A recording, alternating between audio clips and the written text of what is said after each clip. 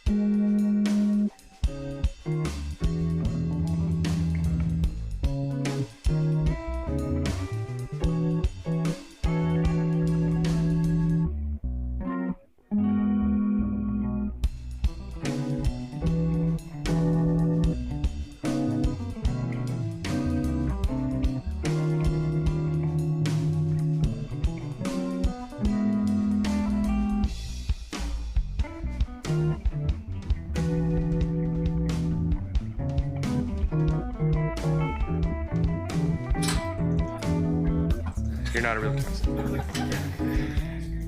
Good morning. Calling to order this work session of the Portland City Council. It is Tuesday, May 12th. Good morning, everybody. Good morning. Deeply unnecessary gavel. We're here this morning to talk about Portland Solutions. We're going to just immediately turn it over to Sky Brockler-Knapp. Take it away, Sky. Thank you, Council President and councilors. We'll just get that presentation up and running for you. I'm Sky Brockler-Knapp, the Director of Portland Solutions. Today, I'll be providing an overview of the proposed budget for our program. Team leads are also in the audience and will be available for questions. And I've got Brandy Westerman here, Director of our Emergency Humanitarian Operations and our Shelter Services. Portland Solutions, next slide, please. Thank you. Portland Solutions' total proposed budget is $65.6 million. That budget would include funding for 43 staff members.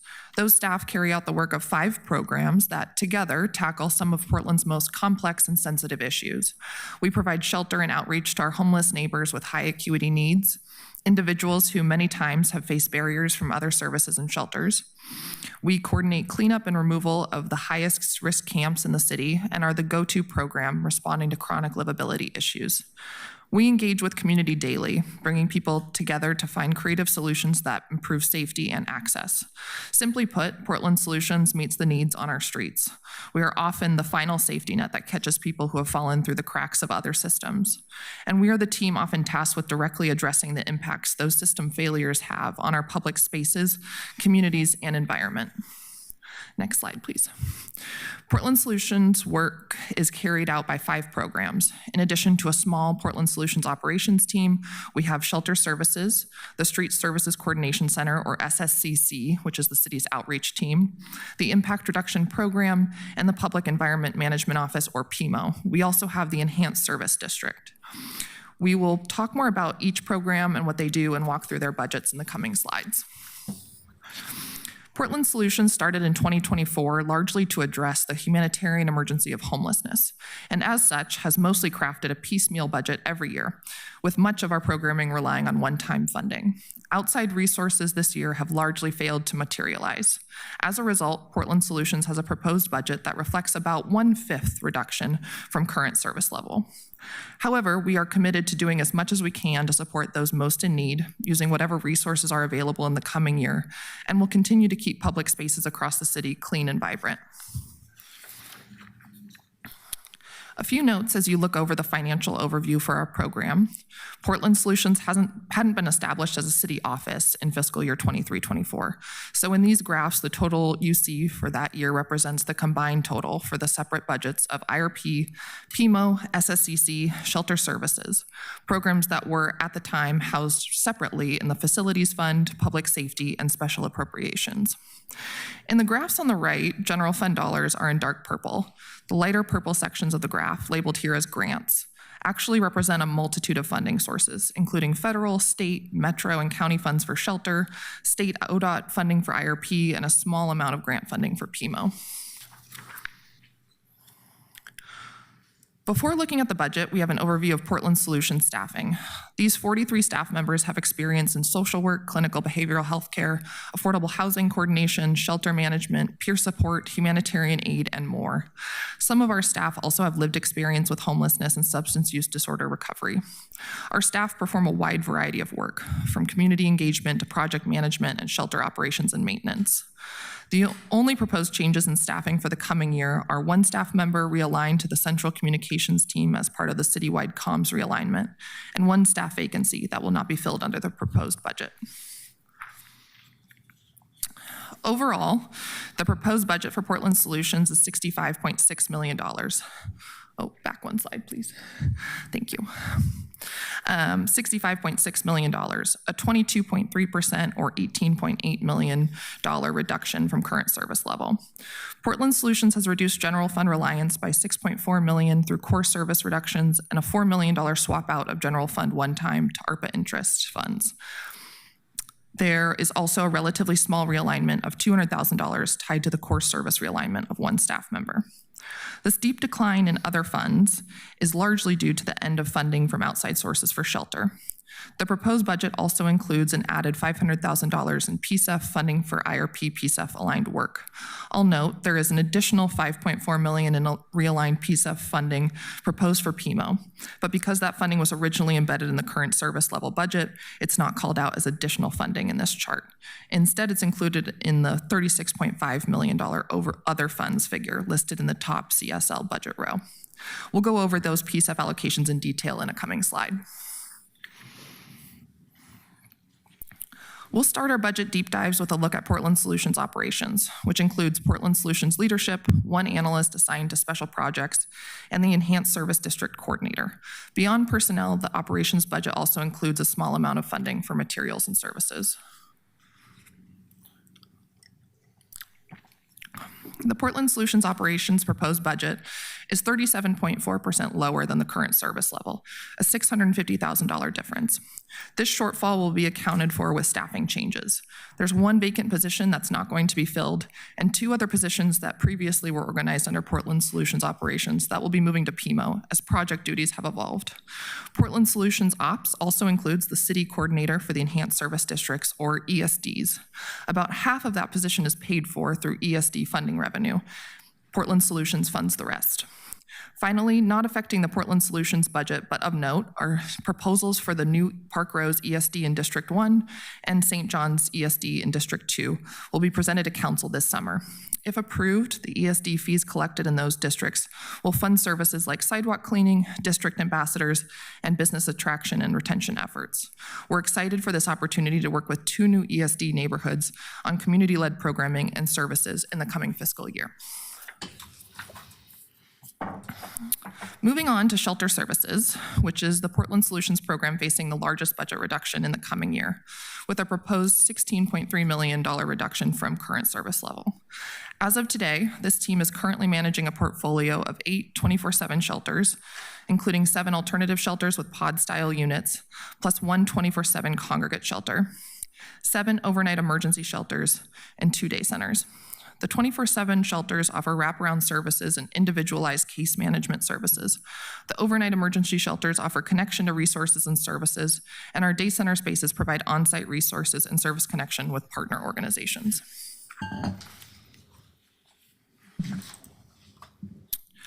The shelter services proposed budget is 29.5%, or $16.3 million, lower than current service level budget.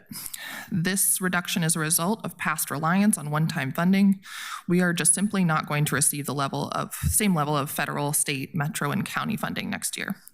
However, we have secured about $8.6 million in funding from external resources that will help decrease reliance on general fund dollars, including $4 million in ARPA interest funds, $2.8 million in state funds from the governor through Oregon Housing Community Services, and $1.8 million in opioid funds. Also of note, $30.3 million of the proposed shelter budget is from PHB funding previously directed to Multnomah County as part of the city-county IGA on homelessness. In the past, this money was sent to the county and they swapped back other resources.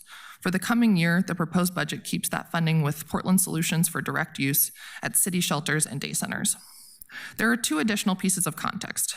One, our current sheltering scenario for next year, which you'll see on the next slide, anticipates additional funds from underspent encumbrance carryover designated for specific purposes, an SHS Metro allocation and the governor's allocation for the mayor's shelter program. Those are underspent funds from this year that are encumbered in contracts. Combined, we expect about a $5.5 million underspend amount added to the shelter budget in the fall TOW. It's not in the budget numbers we've shared today, but again, we've built the sheltering plan you're about to see with an expectation of this funding. Lastly, the current shelter plan was built on the understanding that Multnomah County will be relying on the City of Portland overnight shelter locations to serve as severe weather sites. As such, seasonal and flex capacity will be an important component of our shelter system next year. Based on this proposed budget, we have engaged in some early strategizing to maximize allocated resources. As you know, reductions and consolidations are going to be necessary. I'm really proud of the deep thought and work that Brandy Westerman and her team have done on this. This proposed scenario is driven by a complex set of considerations and priorities and focuses on building a portfolio that ensures a safe bed for anyone who needs one with intensive case management and transition opportunities. Streamlining and reducing overall costs toward a more sustainable model that also maintains flexibility to adjust with need and demand, particularly during severe weather and other emergencies. Preserving as many alternative shelter units as possible, prioritizing those with better accessibility. The biggest reductions we anticipate are a significant decrease in the number of overnight emergency beds. All 70 RV parking spaces, which accommodated up to 91 individuals, will be phased out to accommodate pod shelter unit consolidation. Next slide, please. We have provided you counselors with a one sheet that I apologize is quite large, but we wanted you to be able to see the details. That has full details about the bed and facility impacts we're going over. But here are some highlights. For closures, we're working with the property owner at Northwest Northrop to determine a plan for closure. More to come on that. Centennial Overnight Shelter closed April 30th.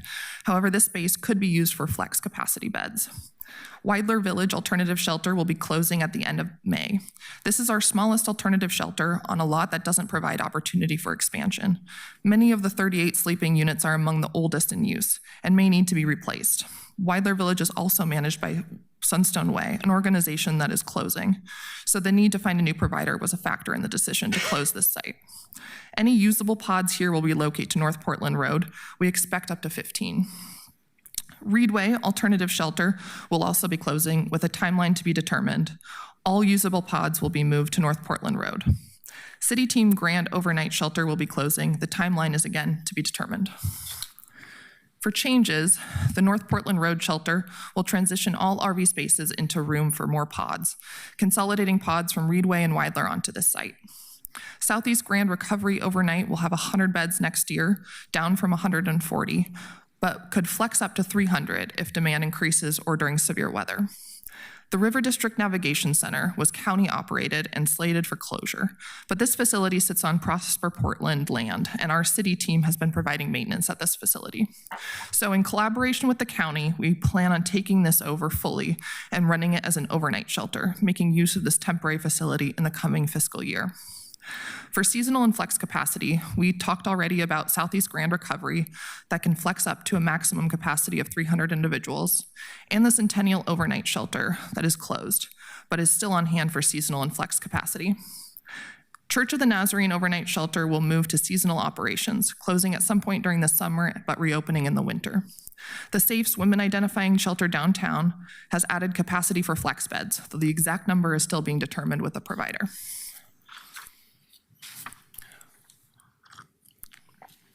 The Impact Reduction Program fields all incoming community reports about unsanctioned camps in Portland. On average, the program receives about 2,000 reports every week. In response to reports, IRP Clean Start crews assess any health and safety risks present at each camp. Then, based on assessment information, IRP removes the camps with the highest degree of risk present. IRP also prevents street waste by funding a day storage site and a laundry facility serving people experiencing homelessness. IRP also funds a micro trash collection program and devotes about $20,000 in funding to Hazelnut Grove Independent Village, paying to lease fencing and portable toilets for that site. Combined, all IRP waste and materials collection efforts remove millions of pounds of materials from Portland's public spaces annually.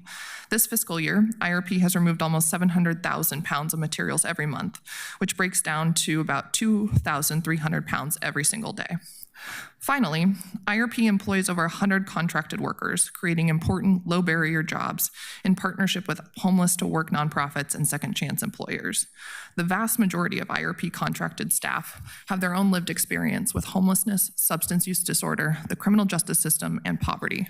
These jobs help people maintain stability, gain economic independence, and stay housed. The Impact Reduction Program proposed budget is $300,000 or 2.4% lower than current service level budget. Non-general ongoing funding sources include $8.4 million in interagency revenue and $1.2 million in solid waste management fund dollars. This $1.2 million is often labeled as general fund and was labeled as such in earlier proposed budget documents you have reviewed. IRP also has $500,000 of proposed PCEF funding for current IRP work that's aligned with PCEF strategic goals. It would utilize PCEF dollars already allocated to the city bureaus for Climate Investment Plan strategic program work. We'll talk in depth about PCEF funding in an upcoming slide. The overall 2.4% reduction from current service level for IRP will be absorbed entirely by camp removal operations. We expect to cut 2 removal crews next year, resulting in an estimated 1,000 fewer camp removals overall, a 13% reduction. Next slide, please. Thank you. PMO is the city's coordinated public realm livability team, built to solve cross-bureau challenges that slow down safety, access, and storefront support improvements. PMO coordinates partners by aligning bureaus, neighbors, community groups, and storefronts to resolve issues faster and with clear accountability. The work focuses on intaking issues from the community, analyzing them, and working with bureaus on visible, on-the-ground improvements using crime prevention through environmental design, or CPTED, principles. Charter reform called for fewer silos and clearer accountability. PMO is demonstrating that model. Our programs show measurable results to build trust in the community by improving connection, movement, safety, and freedom from exclusion for Portlanders, including over 4,000 street trees illuminated for pedestrian level safety lighting, with 16% of lights along high crash corridors. 347 annual problem solver meetings with neighbors, businesses, and community to coordinate listening, analysis, and action. 44 miles of corridor cleaning, removing on average 25 tons of trash every quarter. Dozens of public space activations and installations, like skate lots and vacant areas, artwork displays, and school support, designed to improve public spaces and sense of place. Finally, PMO reduces long-term maintenance and operational costs to the city by preventing repeat issues, improving public asset conditions, and streamlining coordination across bureaus.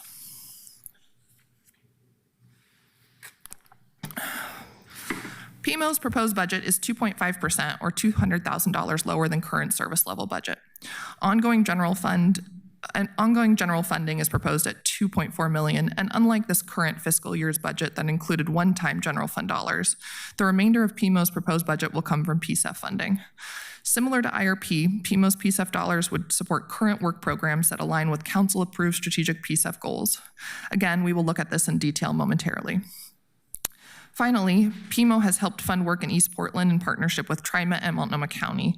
The Gateway Management District established a 3-year partnership funding basic sidewalk cleaning services in District 1 near the Gateway Transit Center and the 122nd Avenue Menlo Park and Ride. For the final 2 years of the contract, which will start July 1st, PMO will now administer this program, and TriMet and the county funds will be directed to PMO to manage and operationalize this work. Every SSCC staff member works in frontline engagement, providing outreach to people experiencing homelessness. The team, working this year in partnership with a roving contracted outreach team, has also provided focused engagement in city shelter zones, helping people navigate from overnight shelter to their next step for the day. The SSCC manager also helps coordinate camp response and outreach efforts that cross bureau and jurisdictional lines, maintaining contacts with police and fire, Portland Street Response, Portland Permitting and Development, and with the Department of State Lands and local railroad representatives. SSCC brings together multiple teams when complex problems arise and solves for issues occurring on private, state, or railroad-owned property. Lastly, SSCC staff coordinate the reunification program, helping people in need of housing reunite with loved ones in other cities, making travel arrangements and following up with participants after they've made it to their destination. Since reunifications began in 2025, we've helped over 400 people reunite with loved ones. The SSCC proposed budget is 34.4% or $1.4 million lower than current service level. All 11 city outreach staff positions will be maintained and continuing important core outreach services for the city. Cuts will be made to contracted outreach. We have been working with an Urban Alchemy outreach team, primarily to support overnight shelter sites around opening, 7 p.m. to 10 p.m. and closing, 6 a.m. to 8 a.m. We may continue to contract a small amount of outreach work next year through shelter services, but these services will see significant reductions. As promised, we'll now take a detailed look at the PCEF funding for Portland Solutions. The mayor's proposed budget moves previously unused Portland Clean Energy Benefits Funds dollars to PMO and IRP to support work that aligns with council-approved strategic PCEF goals and the Climate Investment Plan. These funds were initially allocated to Public Works as part of a larger $1.6 billion 5-year allocation to various citywide climate action programs. PCEF administrators and public works leaders reviewed opportunities to break down silos and create synergy in climate-related activities, approving the transfer of $5.9 million to Portland Solutions for the coming year. The fund will be spent on existing programs already aligned with PCEF goals and the Climate Investment Plan. First, PMO will be reappropriated approximately $5.4 million from 3 existing PCEF strategic programs. From Strategic Program 22, BES Green Stormwater Infrastructure and Watershed Health, PMO would receive one-time funds to support basic sidewalk public space cleaning, to reduce microtrash, biohazards, and protect waterways and bioswales, important features that filter out pollutants and provide carbon sequestration and urban cooling. From Strategic Program 31, Community Programming, Education, and Encouragement, PMO would receive one-time funds originally allocated to PBOT to install pedestrian-focused activations that make walking routes more welcoming, particularly along safe routes to school and business district corridors. This includes micromurals, public art, wayfinding elements, and route identity treatments. From Strategic Program 32, Street Lighting, PMO would receive one-time funds from a PBOT allocation to install pedestrian level safety lighting along sidewalks, particularly in high crash corridors. Second, the mayor's proposed would realign $500,000 to IRP for Clean Start, waste removal, and camp assessment work, micro trash collection, as well as a laundry facility serving Portlanders experiencing homelessness, known as the Wash House. These projects directly align with previously mentioned PCEF Strategic Program 22, protecting and removing waste in watersheds. All of this programming will preserve partnerships with workforce development organizations like GroundScore and Clean Start, providing crucial low barrier jobs for people who are and have recently experienced homelessness. Providing jobs that lead to economic independence and stable housing is a powerful way to move more of our houseless neighbors indoors, protected from the dangerous impacts of our climate crisis. Additionally, reallocating PCEF funds to Portland Solutions programs already doing PCEF-aligned work is an extremely efficient use of taxpayer dollars.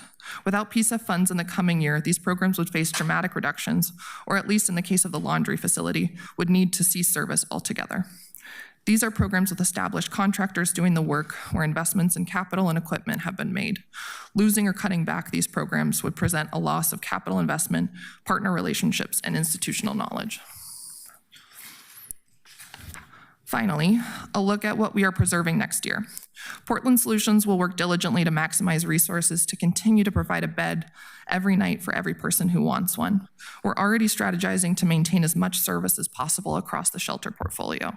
We're also going to continue investing in and strengthening the program model to support recovery and movement to housing. We will maintain a core group of 11 street outreach employees to connect people to services, refer people to shelter, and engage with individuals around overnight shelters. PEMA will continue hosting bi-weekly problem solver meetings across 14 districts. These meetings provide a trusted, solutions-focused forum where community members can be heard, surface chronic livability issues, bless you, explore creative fixes with city partners, connect to resources, and track results. Both our Impact Reduction Program and Public Environment Management Office will continue to work on waste and material removal programs to keep our public spaces healthy and keep pollution out of our streets and waterways. Overall, Portland Solutions will continue to provide services to our most vulnerable neighbors, people experiencing homelessness in Portland. We'll continue to engage with community to find creative solutions to complex problems, and we'll support neighborhoods and business corridors facing persistent challenges. Thank you for your time and attention. We can now answer any questions that you have. Thank you very much, Sky. Colleagues, we have got a good amount of time to discuss. I'm still going to hope to try and get everybody to have as much time as possible, so please try to limit your comments to 5 minutes if you can. We're going to start with Councilor Maria. Thank you, Councilor Dunphy. I had a few questions about the IRP PCEF funding, particularly the part regarding the climate action plan, because I don't, maybe I missed it, but I'm not sure I understood it.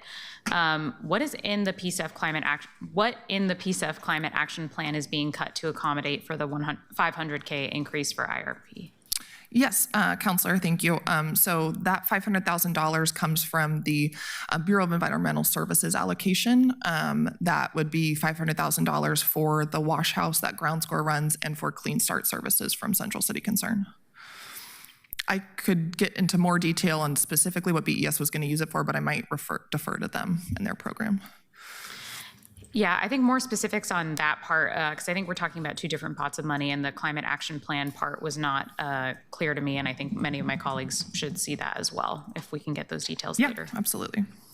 The other question I had was, why was the funding realigned from ongoing funding to one-time PCEF funding? Is your intention to eliminate these programs next year? My understanding, and again, I would defer to the PCEF program coordinators, but my understanding is that it would come from kind of the 5th year of the 5-year allocation for this one-time programming. Okay. I think a lot of us are going to have questions about the Urban Alchemy contract. So it's one of the largest chunks of funding that we give out. And the news about how our unhoused neighbors are being treated within those shelters is pretty appalling and frightening. What are your plans for accountability for that organization? Why should we trust that we should give them funding for another year? Yeah, thanks, Counselor. I appreciate you bringing that up. I think you all have received a couple of memos now from me with just some different information that Brandy and her team have put together in coordination with Urban Alchemy. So I also think there's a lot of information in both of those, but just largely, I want folks to know that we take every allegation extremely seriously. So every allegation that comes across our desk or even Urban Alchemy's or the Ombudsman gets investigated and looked into.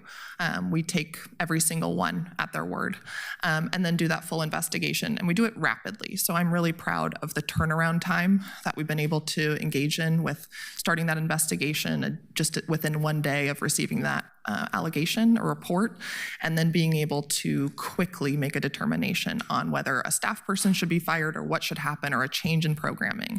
I'll let Brandy Westerman talk a little bit about this as well, but I'm really proud of how much work this 10-person team does to oversee a lot of contracts and providers and thousands of people who are engaged in these services at these sites. These are folks that are really highly acute, highly vulnerable, and we really make every effort to improve those programs that we have every single step of the way. So we constantly are changing how we do things, adding new services, adding new ways to report. I appreciate that. I think we're going long on time. And Urban Alchemy, before the city, the last administration contracted with them, they were known to have these exact same issues in San Francisco.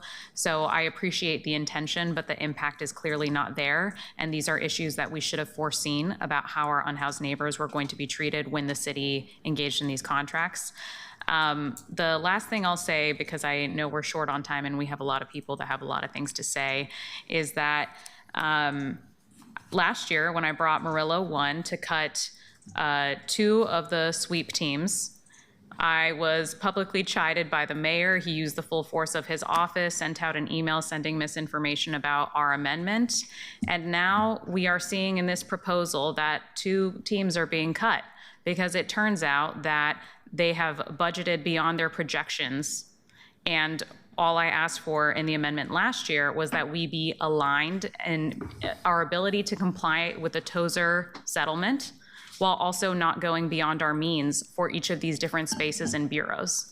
So I'm gonna start a running list of I told you so's later, and I'll just be posting those regularly from now on, I think.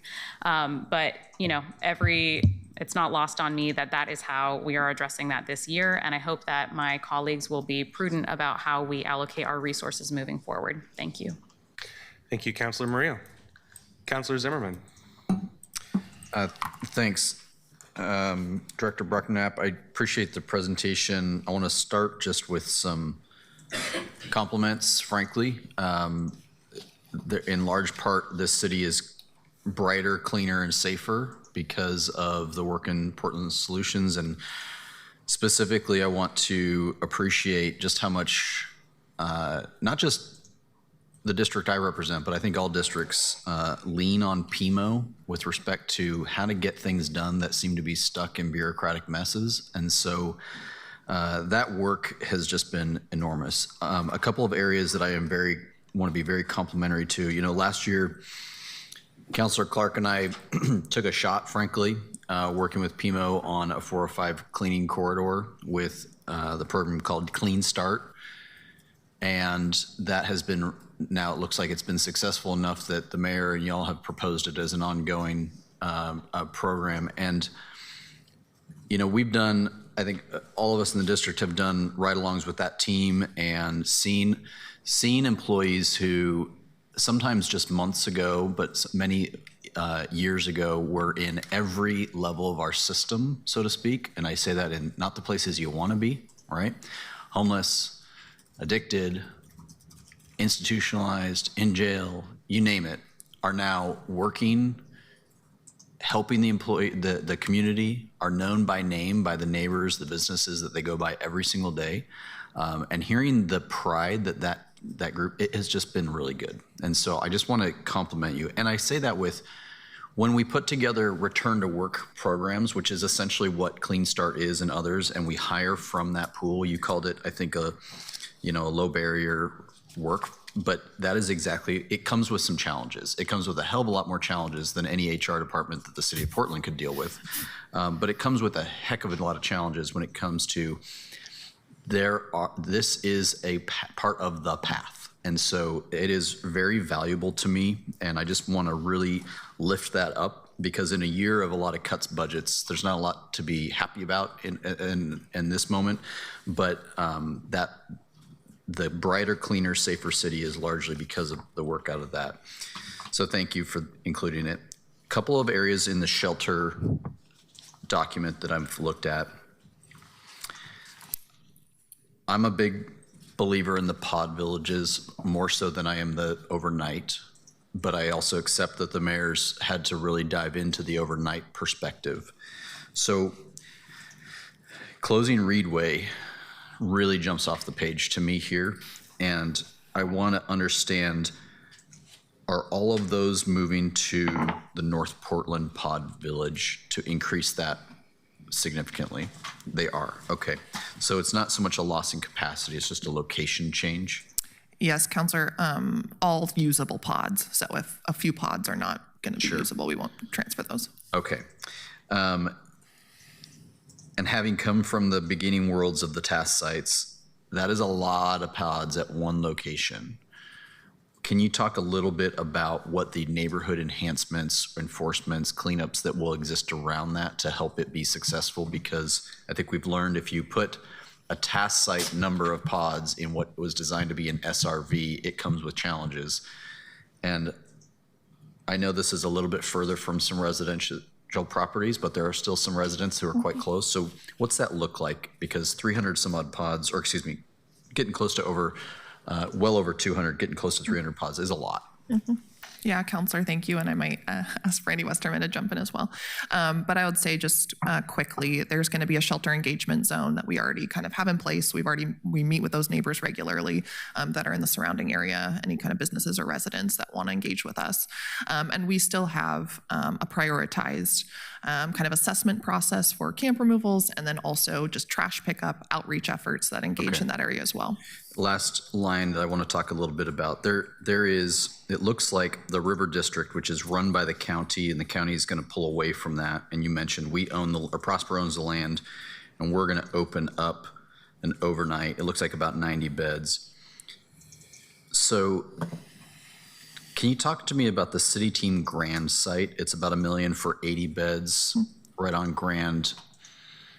Here's what I'm dealing with, and I'm feeling like the need to propose an amendment here, because I don't know how the River District's going to be any more successful than Northrop was or others, given the residential proximity there. And almost like for like in terms of cost and beds per, and City Team Grand is something that's a little bit, got a little bit more distance between it and some of the other areas.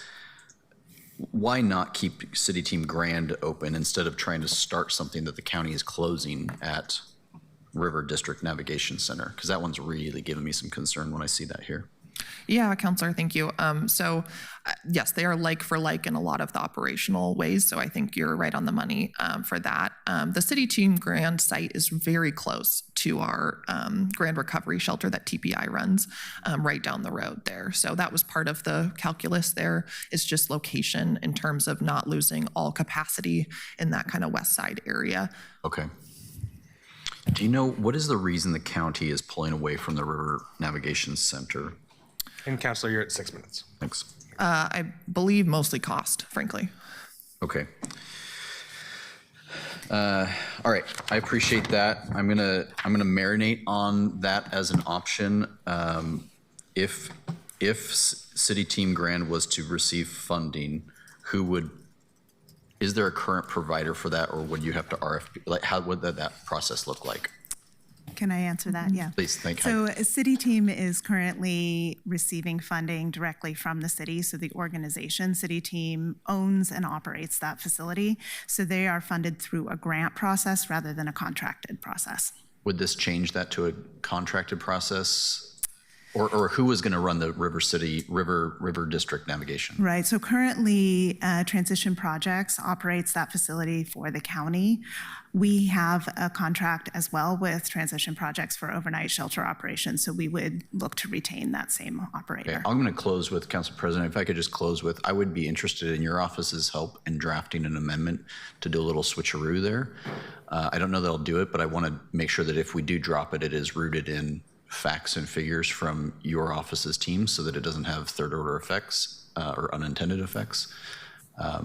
That will help me make some decisions on that. But thanks for the presentation. Thank you for the grace there, Mr. President. Thank you, Councilor Zimmerman. Councilor Canal.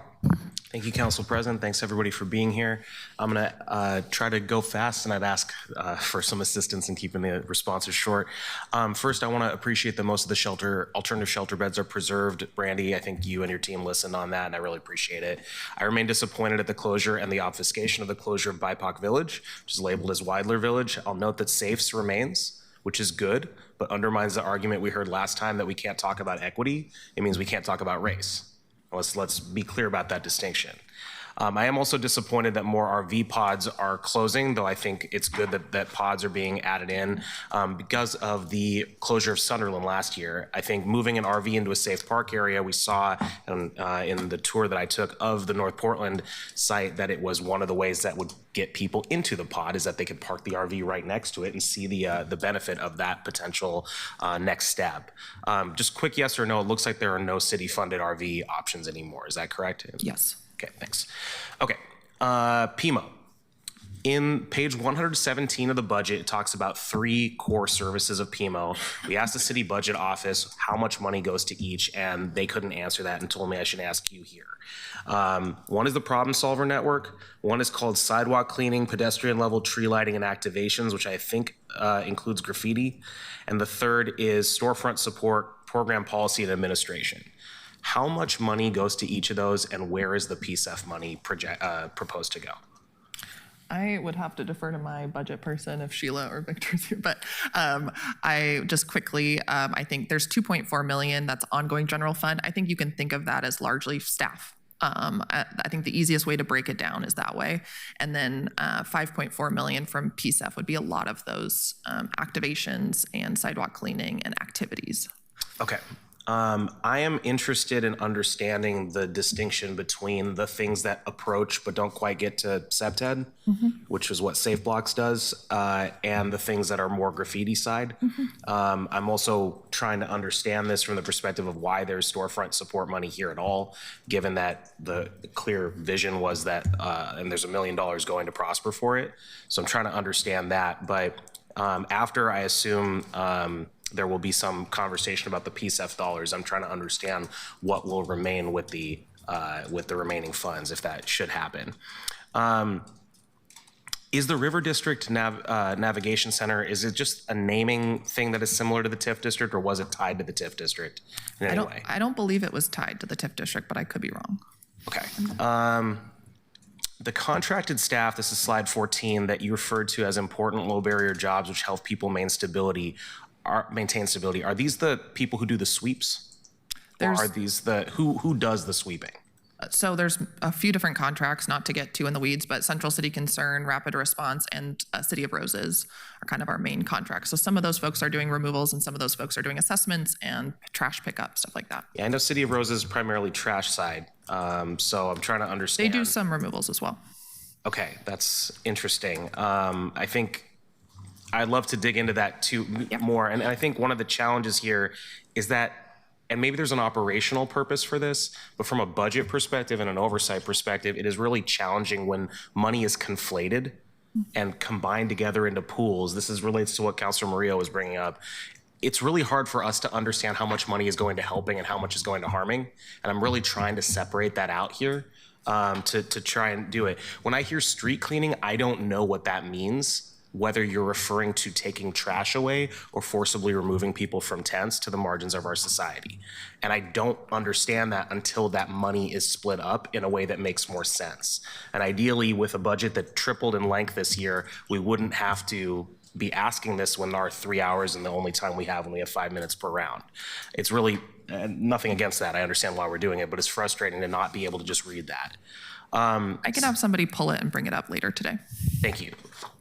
Slide 15, I have two left. Slide 15, it says, you mentioned that there's money that was previously written as solid waste management fund, or sorry, previously written as general fund, and is now solid waste management fund. Is that a change from before we saw that there's money in that account still? Is that money still there, or is now 1.2 going? Did 1.2 million get freed up of general fund, and if so, where's it going now? Yeah, no, sorry. It's just, it's a confusing way of labeling that I just wanted to call out. So it's still always been solid waste management funds. It wasn't a swap out of any kind, but it just in certain budget documents, it looks like general fund. It kind of falls within that bucket of money. So I just wanted to call it out to let you know that if you see in previous documents, general fund, 1.2 of that for IRP is actually solid waste management funds. So all the fund balances remain accurate in the Yes. budget? Okay. Thanks, that's helpful. Slide 11, it says $5.5 million in anticipated underspend and contracted encumbrance is expected. Last year in the fall TAL, we talked about not building budgets around expectations of encumbrance carryover. But you also mentioned that the sheltering plan we're about to see relies on that $5.5 million. I'm trying to understand how that's justifiable when we haven't made a decision to do that, and we wouldn't be making that decision till fall. And how we're going to avoid in November being told that we're going to have to kick people out into the streets and close shelters if you don't approve this thing that we've not yet discussed. Yes, Counselor, I'll just say quickly. So we've been on one-time funding for a lot of these pots, and some of it just is underspent. I think that's a good use of resources to not force the expenditure. But those specific sources of funds are really for the mayor's shelter plan for Metro and the governor. So I just wanted to call that out for you to make sure that we were super transparent about what we anticipate at the end of this fiscal year. And is all 5.5 million of that money grant funding from last year? Or is any of it general fund? From this year. Yeah, the one we're currently in. Yeah, so it's a little confusing. About 1.3 of it, 1.2 of it is SHS from Metro, and then the rest of the balance is from the governor, but it was a swap out with the county. So in order to not do another amendment to our IGA, we kept certain general fund dollars and they kept state money. So it's designated by the governor for that amount, but the color of money is general fund. It's confusing, I apologize. Okay, I could dig into that, but yeah. Council, we're at 7 minutes. Thanks. You can do another question if you want. It's more of a comment. Just I'll close briefly. The slide 20 comment. Thank you for clarifying that further on the PCEF money. I think the idea that it's previously unused may be less accurate than it was allocated but unspent. PCEF money was allocated to public works, unspent, and the first we're hearing about its underspending is when there's already a designated second use for it in a proposal, which I have a problem with as a general practice. And this has nothing to do with the folks sitting up here. It's more to do with CBO and the mayor's office, I think. But trying to understand when we see the same way we're talking about for carryovers, this should be something that has a process and is not, we're hearing about it the first time when we've already built an entire plan around it that's been messaged for several weeks now around the use of money that was allocated for a different purpose in a climate investment plan. Thanks. Thank you, Councilor Cannell. Councilor Novick. Thank you, Mr. President. Brandy, I just wanted to bring to light, you and I had an email exchange about overhead for the homeless services contractors and what steps that you take to make sure that we're not overspending on overhead. And because we've heard some concerns that there's some of the homeless services contractors where they've had like CEO salaries explode in the last few years, et cetera. And one specific thing I wanted to address is you said that the target generally is in our contracts is 15% for overhead, but that does vary. So in your answer, if you could like explain what some of the variances are and like, are there any examples where it's 30%, et cetera? Yeah, I'm happy to do that. So in the contracts and grants that we have with the service providers, there's a designated indirect cost rate or administration cost, which is in most cases it's 15%. In the case of Urban Alchemy, I believe it's 14%. With organizations that have received federal funding, that rate may be slightly different because they had an negotiated indirect cost rate, and then we negotiated based on that. So I believe Salvation Army is the main case there. There are none that exceed 20%. Thank you. And also, Skylar, I have a softball for you. Could you elaborate on the reunification program? I have to admit that when I heard about that, somehow I had the cynical reaction that sounds like a gimmick, and then I was like wandering the halls and wandered into your office, and Hank was telling me about it. How does the reunification program work? And wouldn't people, if they wanted to be reunited with their families, have called them themselves already? And also, what's the sort of cost per reunification? Yeah, great question, Counselor. So yeah, Hank is probably the best person. He's unfortunately on mandatory Coast Guard duty right now. So I will do my very best, but I can also get you more information later. So I mentioned we've reunified over 400 people. So on average right now, our outreach team is reunifying about one person a day is kind of the average that we're seeing, which is frankly more than I thought there would be. We're seeing those referrals from different partner organizations, also 311, and people just calling directly to 311 to ask for that service. We also see folks show up at day centers kind of looking for that service as well. I think in most cases what we're finding is folks who have a lot of shame and don't necessarily have the funds to get home. And so I think when they see there's a program that makes it really easy for them and helps facilitate that process, someone else is going to call kind of that family member or that loved one and facilitate that. I think we're seeing people take advantage of that in a different way. So you're saying that they're too ashamed to make the call themselves, but they feel better if somebody else is making the call to their family member? We see that sometimes, that like emotional piece of not wanting to take that last step. People talking about feeling shame, kind of calling their family, wanting help. But if someone's able to kind of lend that hand, it's not the same, and every case is different, but that's a theme that we've seen. I've also been really surprised and kind of horrified, but also really proud of our team for the amount of domestic violence victims and trafficking victims that we've been able to help through this program. I think there's often a need for an immediate action. And we've seen a lot of health and human service programs take long times to frankly get to that last step. And we see our team trying to get folks somewhere in a matter of hours. And where are the family members? Is there sort of like are most of them out of state, or most of them out of the region, or most of them in Portland? Yeah, so we've connected folks with 45 different states. So it really runs the gamut. There's some regional, but it's mostly obviously outside of this immediate vicinity. Oregon and Washington, other parts of the state definitely are some of the highest, but there's folks going all over. And what is the sort of cost per reunification? It's a great question that Hank would have, but I think, I think we're averaging, what is it, a few hundred? I can get it to you. Let's get back to him. Yeah, let me get it to you by the end of Is it a this. few hundred? Is that like less than $1,000 per? Yes, it's pretty reasonable. Thank you. Yeah. Thank you, Councilor Novick. Councilor Green. Thank you, Council President. I've started my timer. Fortunately, many of my colleagues already asked some questions of mine. My first one was going to be about the incumbents carryover. Councilor Canal, I think, addressed that. Disappointed to see that as part of the strategy, although I appreciate your answer on the color of money. Thought we made it pretty clear that we don't want to see that kind of a budgeting practice going forward. And it looks like we have more work to do on that. My second question is I really appreciate the very large printout, by the way. That's helpful. I did dig into that, and I want to ask a question about the Multnomah Safe Rest Village. It says that there is plans to convert that into a recovery center. There's no change in the number of beds, but I just want to verify, is Urban Alchemy going to be the contractor for recovery center? At this point in time, that's our plan, yes. Okay, are you actively evaluating alternatives to Urban Alchemy at this time? No. You should. I appreciate your response to the memo that went out with the two chairs of the relevant committees who have oversight on this. I do note that your response has an establishment of a standard operating procedure, which is good, but it's dated May of 2026.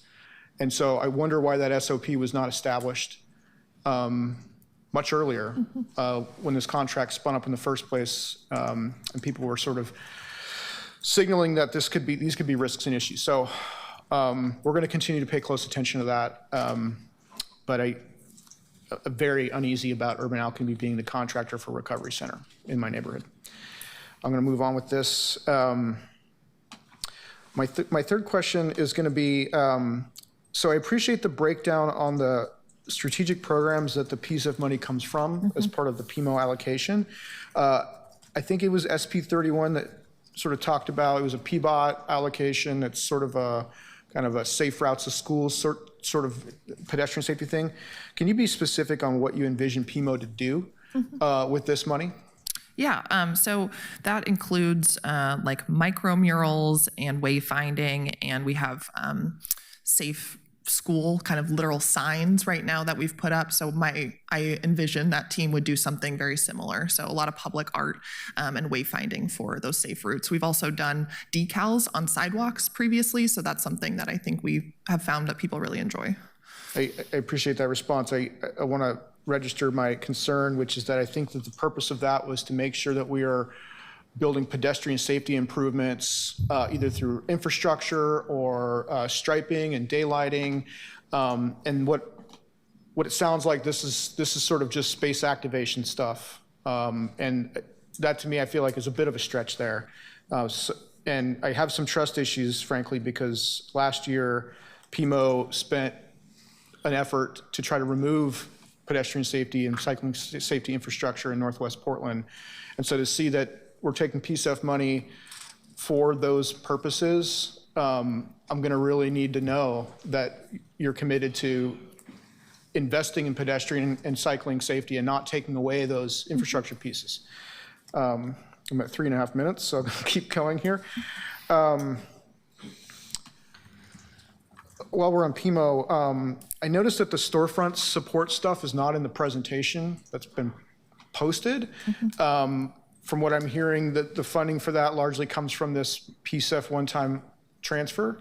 And it's sort of aligned with the SP22 and SP31 ideas.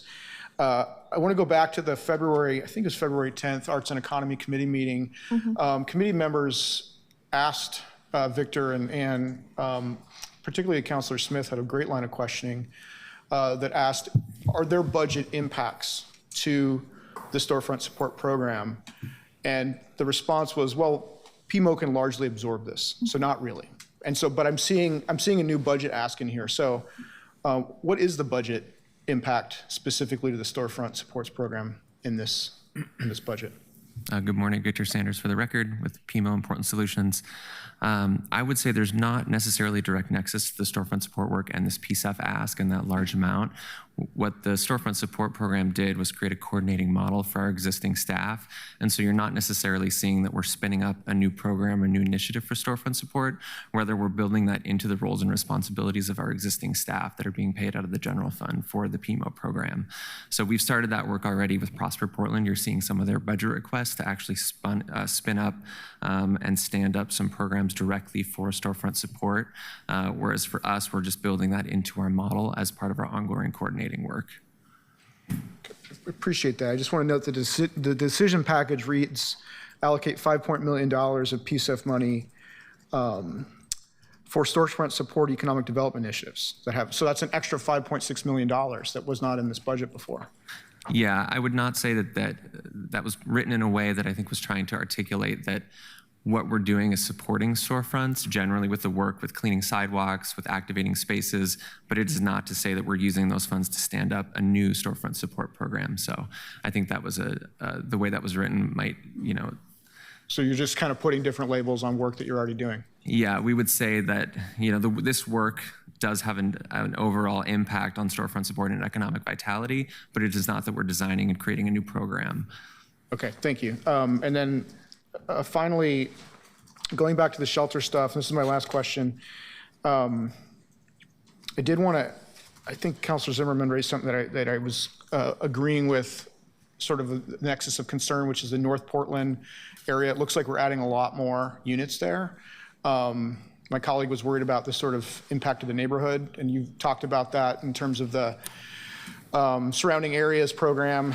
My concerns are largely for the residents inside of that. I think it's 275 units is probably way beyond best practice for an alternative pod shelter thing. And I think from what I've heard from my constituents who live in these shelters or people who work in this space is that that's where the issues with urban alchemy break apart, is when they have to manage an ever-growing number of people on one site.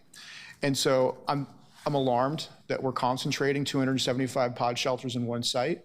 I understand why you're doing it. You got to stretch your dollars, but I really need to know, I need to see more than what we got last night on the accountability piece and some commitments on what Portland Solutions is going to do to make sure that our guests are not going to suffer because of this concentration.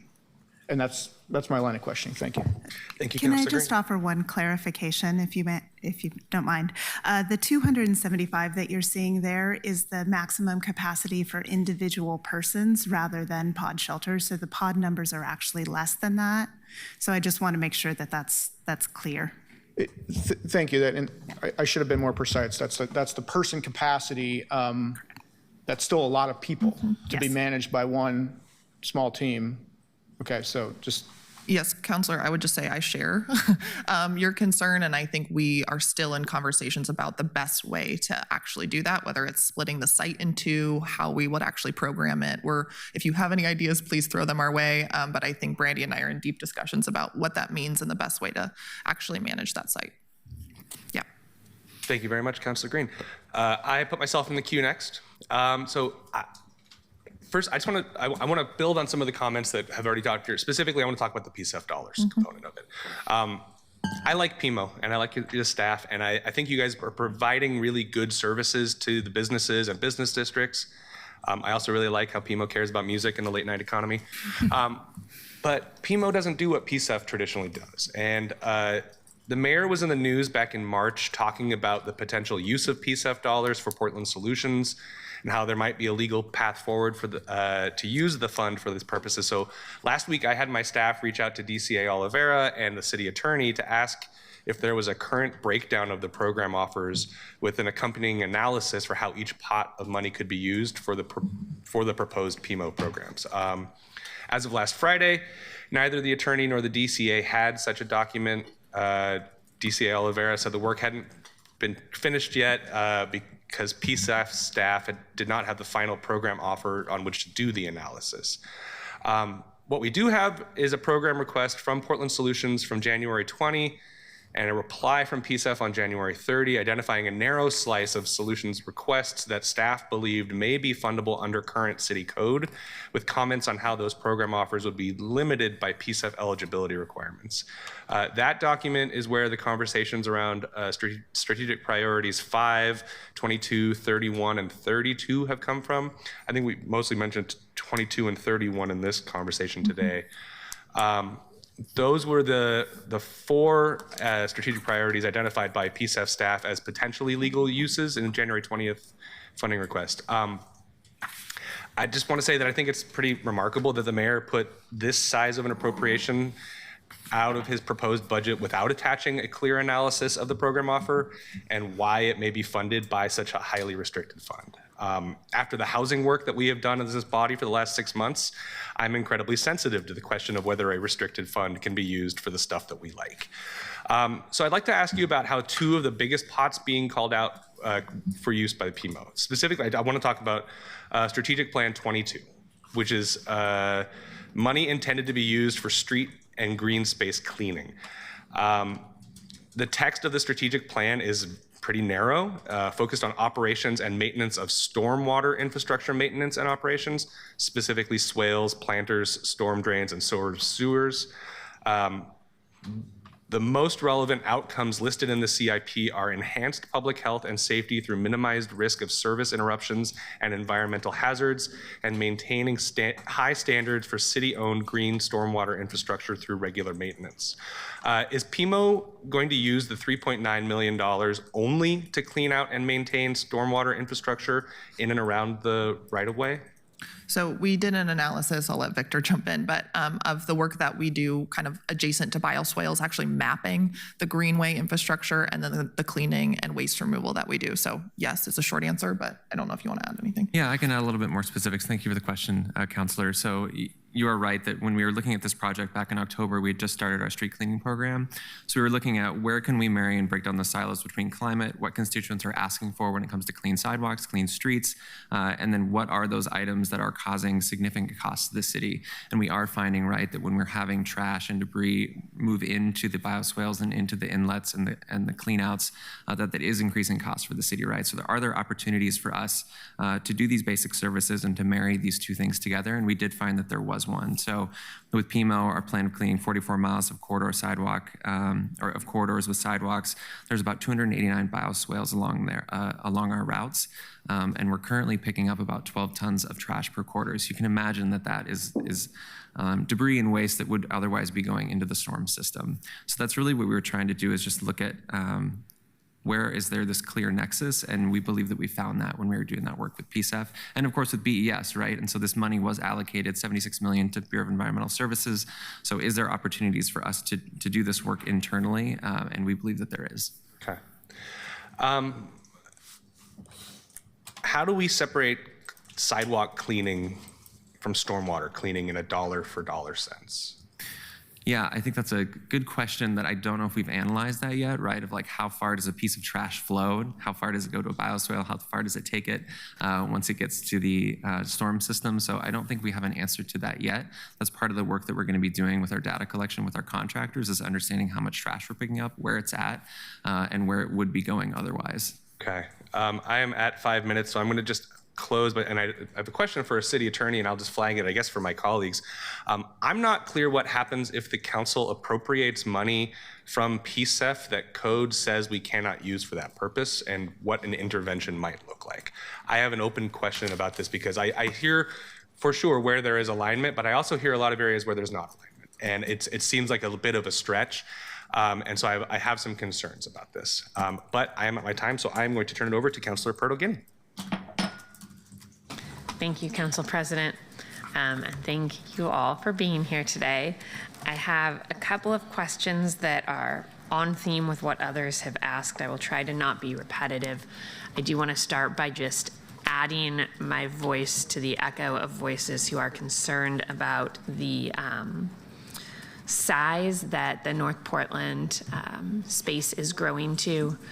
I heard one of my colleagues talk about potentially moving some of our resources back to a different space. That's something that I would be interested in seeing more about, especially given that this is a location that is a pretty significant distance from services. And when we build to this side, what we lose is community. And for a lot of people coming into a pod shelter, there is a stability that they're able to find that what we've been told over and over is helps with the transfer to housing that we're gonna lose when we get this big. So I'm very worried about what our outcomes for moving people to housing are going to look like when we do this. I hope that the goal of our shelter program is to get people housed. And so I'm going to ask some questions over the next year as we have conversations about how our success at getting people housed has changed as we consolidate our shelter into a very, very large area. I do have a question about the loss of RV shelters. I'm wondering if you can share any data about usage of those spots. And I would love to understand what usage was when we had Sunderland open, whether the usage changed when Sunderland was no longer an option and folks had to go to that Portland Road location, which again is much larger and just looks and feels different. It's a little more stark. And how many people over the last year have used that space so we can understand how many people will not be receiving those services over the next year with this cut. Mm-hmm. Yeah, it's a great question. I'll start and then maybe pass it to Brandy. But so, Counselor, I think doing the RV kind of safe shelter spaces, I think was something we dove into and wanted to learn about. We went in and say, let's try this. I think one thing we didn't account for and didn't know going in was how attached people are kind of to that space. And we thought having that those RVs next to pods, they might see folks kind of moving to a pod, moving on to housing, and they might be encouraged to kind of take that same path. That was not really what we were seeing. People really were not engaging in services in the same way. And even with case management, I think we were seeing some operational difficulties. It's also a safety issue. So I think they're harder to manage, harder to know what people are doing in them, if they have weapons. Understood. The reality is we will still have people living in RVs. And when we don't have an RV shelter, they will be living in RVs on our streets.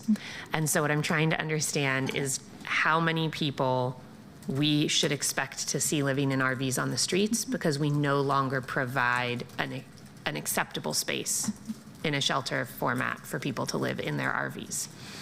Yeah, I think, estimates right now are probably upwards of 1,000 different RVs or lived-in vehicles on our streets. How many people over the last year have used the RV shelter spots? I can answer a variation of that question if it's helpful. So I don't have specifically for the last year. What I can say is since it opened, which is a bit longer than that, Specifically North Portland? 170 individuals have been accommodated at the North Portland RV section in the 70 RV spots. Okay, and do we know what the usage number was for Sunderland? Was it higher or lower generally? Sunderland took a longer time to become full and was really only operating at full capacity towards the end of its time in place. I don't have that number in front of me. I can provide it. Okay, that'd be good to understand. Like I said, I think this is the number of people we should expect to see displaced back to the streets, and I'm trying to understand what number that is. It sounds like it's a low percentage of people who are living in RVs, maybe under 10%, but I'd like to understand those numbers better. Absolutely. At this point, with all the changes that are coming in our shelters, the closures, the changes, the flex spaces, will Urban Alchemy be the operator at every city shelter? Or are there other operators who we are working with? There are other operators, but I will defer to There are Brandy. other operators. So in terms of the alternative shelter, Urban Alchemy is currently operating at 4 sites. So that's Reedway, North Portland Road, Clinton Triangle, and MSRV. We also have Cultivate Initiatives as a partner operating the Menlo Park Safe Rest Village. The Southwest NATO Village in this plan would continue to operate. That was previously operated by Sunstone Way. Transition Projects will be moving in as the new operator of that location. Okay. So we do have other operators, but Urban Alchemy, it sounds like, is the bulk of the sites. Correct. Who will be operating the seasonal and flex sites that, obviously if it's flexing up, we'll have the same operator, but for the seasonal sites, who will be operating those? So that is a variety of different organizations based on the location specifically. So we have some flex capacity that would be operated by the Salvation Army. Some of that would be Urban Alchemy. Some of that would be Transition Projects. I think those are the largest organizations. Okay. And I don't, this is a budget hearing, not a process hearing, but I will just say that I don't know if the information that we got about our standard operating procedures as it relates to complaints at shelters is new or different, or if this is just writing down in one space what we have already been doing. But to respond to the concerns that were raised in the media by saying business as usual, which is what the first response we received essentially said, fell very flat for me. It may be that we go through a deep dive on the complaints that have been filed and decide that we do in fact still have the best operator. But the level of concern that has been raised seems to me to need a different level of response than business as usual. And it's felt like the response we've gotten is business as usual. So I hope that we address the concerns more comprehensively than that. Council President, do I have time for one more question? You're at 7:30. Okay, I will hold on my one more question then. Thank you. Thank you, Councilor Bertolini. Councilor Smith. Thank you, Council President. Thank you all for your presentation. wanted to get right into it. Why did the Centennial Shelter get shut down? They were at a maximum of about 20 people using that site, so it wasn't one of our higher utilization shelter sites. What was capacity for Centennial? 100? 96. Do you have any other overnight shelters in East Portland? Yes.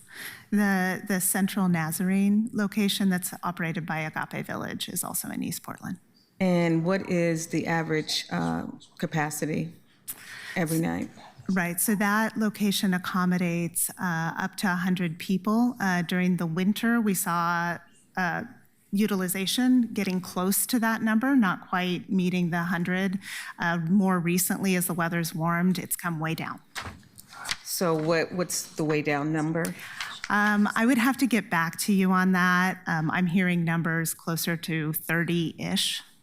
So we made a policy decision at 2 sites that were very similar, that had the same number of capacity every night, and we chose to close the Centennial. The reason why I'm so concerned, Centennial is the furthest east in our district, and I'm concerned that folks who need services on the border of the furthest east neighborhood, that's on the border of Gresham, that we're not getting any services. Those decisions, maybe we need to serve people in smaller areas, because I have people who come to my office that said, we're doing house of services, but they're not getting funding.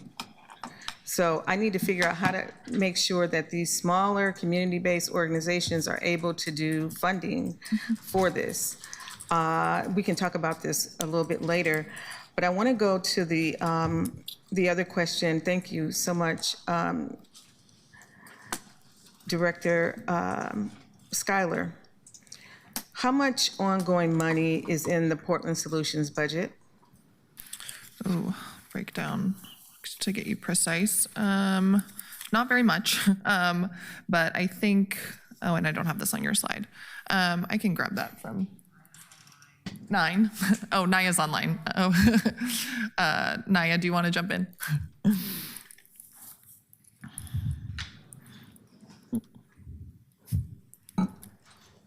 Is she? Oh, okay. I think it's about 10 million, but I can get you the precise number. So you're not considering the 30.5 that we get from the Housing Bureau a part of ongoing funds? According, I believe, to CBO, that in this budget is counted as one time. Well, ongoing money is money that we've always sent, and so that money is ongoing. It was considered ongoing money when we sent it to the joint office. So I would say I'm trying to get an understanding, because I know we're going to have that $30 million. We always do. So that's considered ongoing as far as I'm concerned. So that 30 plus the 40, but I'll deal with your numbers because it really makes the point that I'm trying to make. The one-time only monies that you're spending right now on Portland Solutions is how much? The one-time money? So if you have 10 million, what's your total operating 50 million, budget? 55 million. 55 million. 44 of 10 million of that is one-time only. So the question is, are we going to have the same problem next year? And I want to be more specific. The one-time only monies that we have right now, will we be able to use those monies, because we got them from a variety of places, that some of it was sitting in some of the restricted funds, some of it was sitting in PCEF funds. So will you be able to get the same one-time only money that you have right now, which is 44 million? Will you be able to get those dollars again next year? Or are we going to be here looking for opportunities to get additional one-time only money for next year? So I think, like I mentioned, every single year our budget's been different. So yes, I think every year until a decision is made about kind of the ongoing structure of Portland Solutions and how it needs to be funded, we will keep having the same conversation. I do think there are unique buckets of funds for shelter and housing and these services. So the state provides some of those. Every biennium, we ask the governor and the state for some of that money. I do think that's a likely source of funding going forward. But yes, it's different every single year. So the question is no, you can't guarantee that you'll be able to go after those. And the reason why I'm asking is because there were $8 million in PBOP that you all are using in Portland Solutions. And that was in the restricted funds. So you're not going to be able to use that again next year. Yeah. So that's one piece that you're not going to be able to get. So we already know that. And so my question is, we have to come up with a business model that is good. We're consistently putting our gap, making that gap bigger and bigger as a result of this program so that we can find ways to fund it. I get not having folks sleep on the sidewalk, but looking at this from a return on our investment, we're not getting the return on our investment because they're not using it in my district. According to what I heard from you all, they're not using the services, but we still have to pay the operator. And so I'm trying to figure out how do we make those policy decisions before we get here so that you all don't create a budget that the city administrator has to approve and the mayor goes through and says, this is what we're going to do, because it's going to be much harder.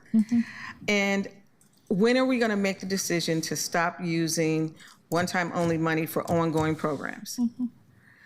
Were there other opportunities for you to get ongoing money to pay for Portland Solutions? Because you're a bureau, right? Program. A program. And which you're a program and a program not under Portland Housing Bureau. So I don't understand that. That is just so hard for me to fathom why Portland Solutions is not in the Portland Housing Bureau. Because you get $30 million from them now this year to do your program. So I'm trying to reconcile a lot of this, and it's hard for me to do it. I do want to tell you, I can tell you in my district that it has been cleaner. You all have been responsive.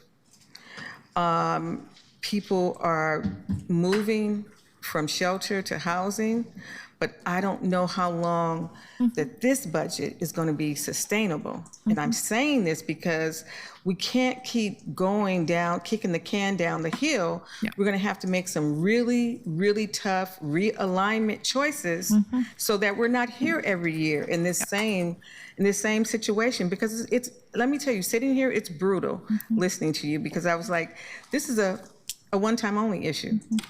And we're going to be in this issue every single year. And until leadership cuts and realigns in a way that you're going to have ongoing money, I don't think this ongoing problem right now should be our problem. I want to talk about those things that we can improve and expand, and to be able to add to this, because I think there's one component to your program that you don't have, and that's workforce development. Council, you're at 8.5 minutes. Thank you. And the last thing that I'd like to say, Council President, is that the $5.39 million going to PMO, how we're getting to those numbers, you take a constraint, and then you also take the money, leftover money. That's a budgeting process that shouldn't happen. That money should be turned over. It should be the beginning balance of for the next year. But how we're and it makes it doubly wrong, because how we are actually meeting that $170 million gap, we're doing a constraint, and then we're also taking your money that you say you think you're going to have at the end of the year. Oregon budget law assumes that you're going to spend every penny that's in your budget. But we're doing this backwards. So the assumption is not true anymore. So if that's what you're going to do, we gave you $2 million in the towel. because you said you needed $2 million. Apparently, you didn't need $2 million because you got $5 million left. I think that money needs to go back because that was wrong to ask for the $2 million because you said, oh, this program is not gonna, it's not gonna work. We don't have this $2 million, but you have $5 million and you took $2 million that you should have gave back to the Treasury so that we could go and budget it someplace else. And those are the things that I think kind of irritate us up here when you do that. So we have to be better city administratively about how we do those things because that is just not right. Thank you. Thank you, Counselor. I will just add conversations that are ongoing with the CFO, but also with the city administrator about Portland Solutions. Long-term structure, where it is, and also funding are happening right now. So I think those are really important discussions for leadership to have. Thank you. Thank you, Councilor Smith. Councilor Avalos. Thank you. I want to pick up a little bit. I appreciate your line of questioning, Council President. I definitely have those same questions. But let me just take a step back and ask this.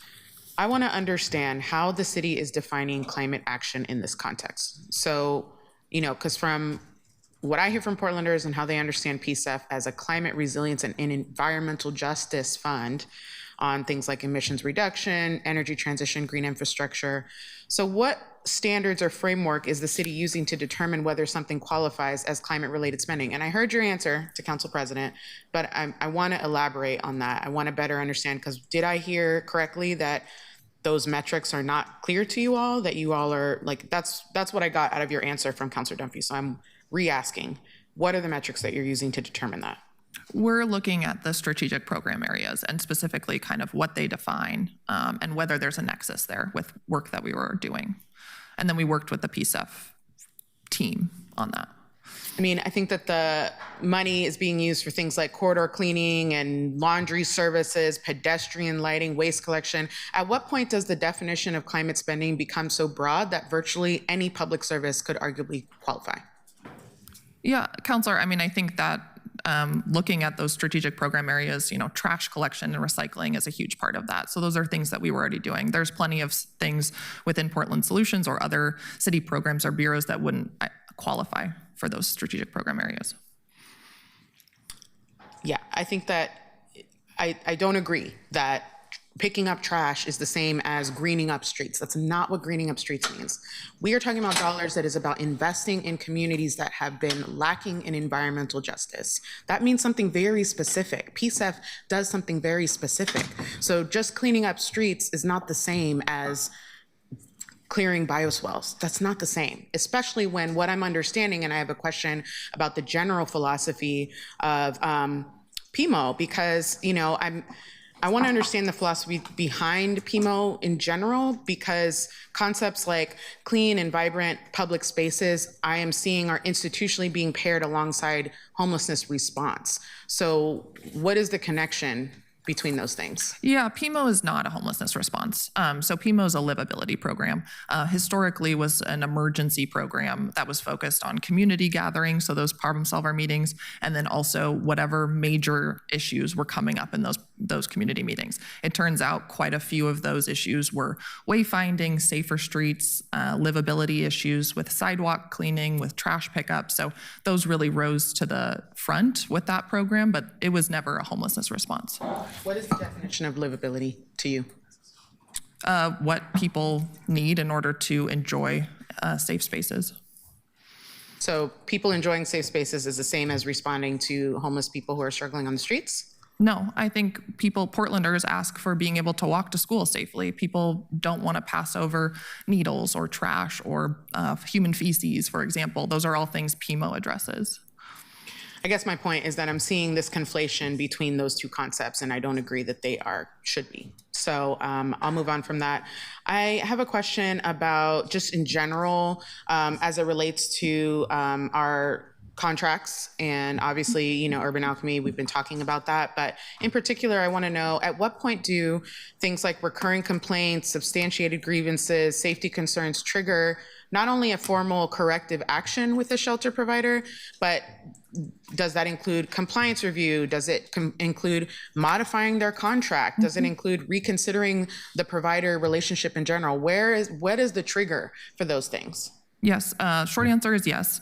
I think Brandy and I speak with the CEO and the leadership of Urban Alchemy whenever there are instances that rise to a certain level. I think I labeled kind of that different process in some of our memos, but Brandy, I don't know if you also want to share. Yeah, just to add to that, our team, in response to a number of different concerns, grievances, feedback that we've heard, has gotten very involved in the day-to-day operations alongside Urban Alchemy. So we have staff who are on site almost every single day who are working, coaching, taking those kind of corrective actions alongside individuals. And this is with all of our partners. I know Urban Alchemy has recently been in the media, but this is really challenging work.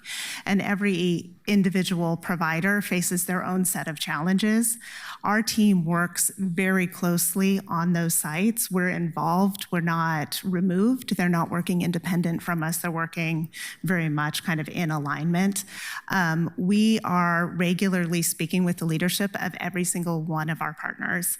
And in those meetings, we are talking about things that we are observing on site, concerns that we have, grievances that we've been receiving, and working with them on how to correct those. Similarly, we're regularly reviewing our policies and our contract terms with the organizations. Those are actually amended fairly frequently to incorporate the learning and experience of caring for individuals within those sites. And in order to ensure that we have greater accountability, clarity of parameters, clarity of communication mechanisms in place.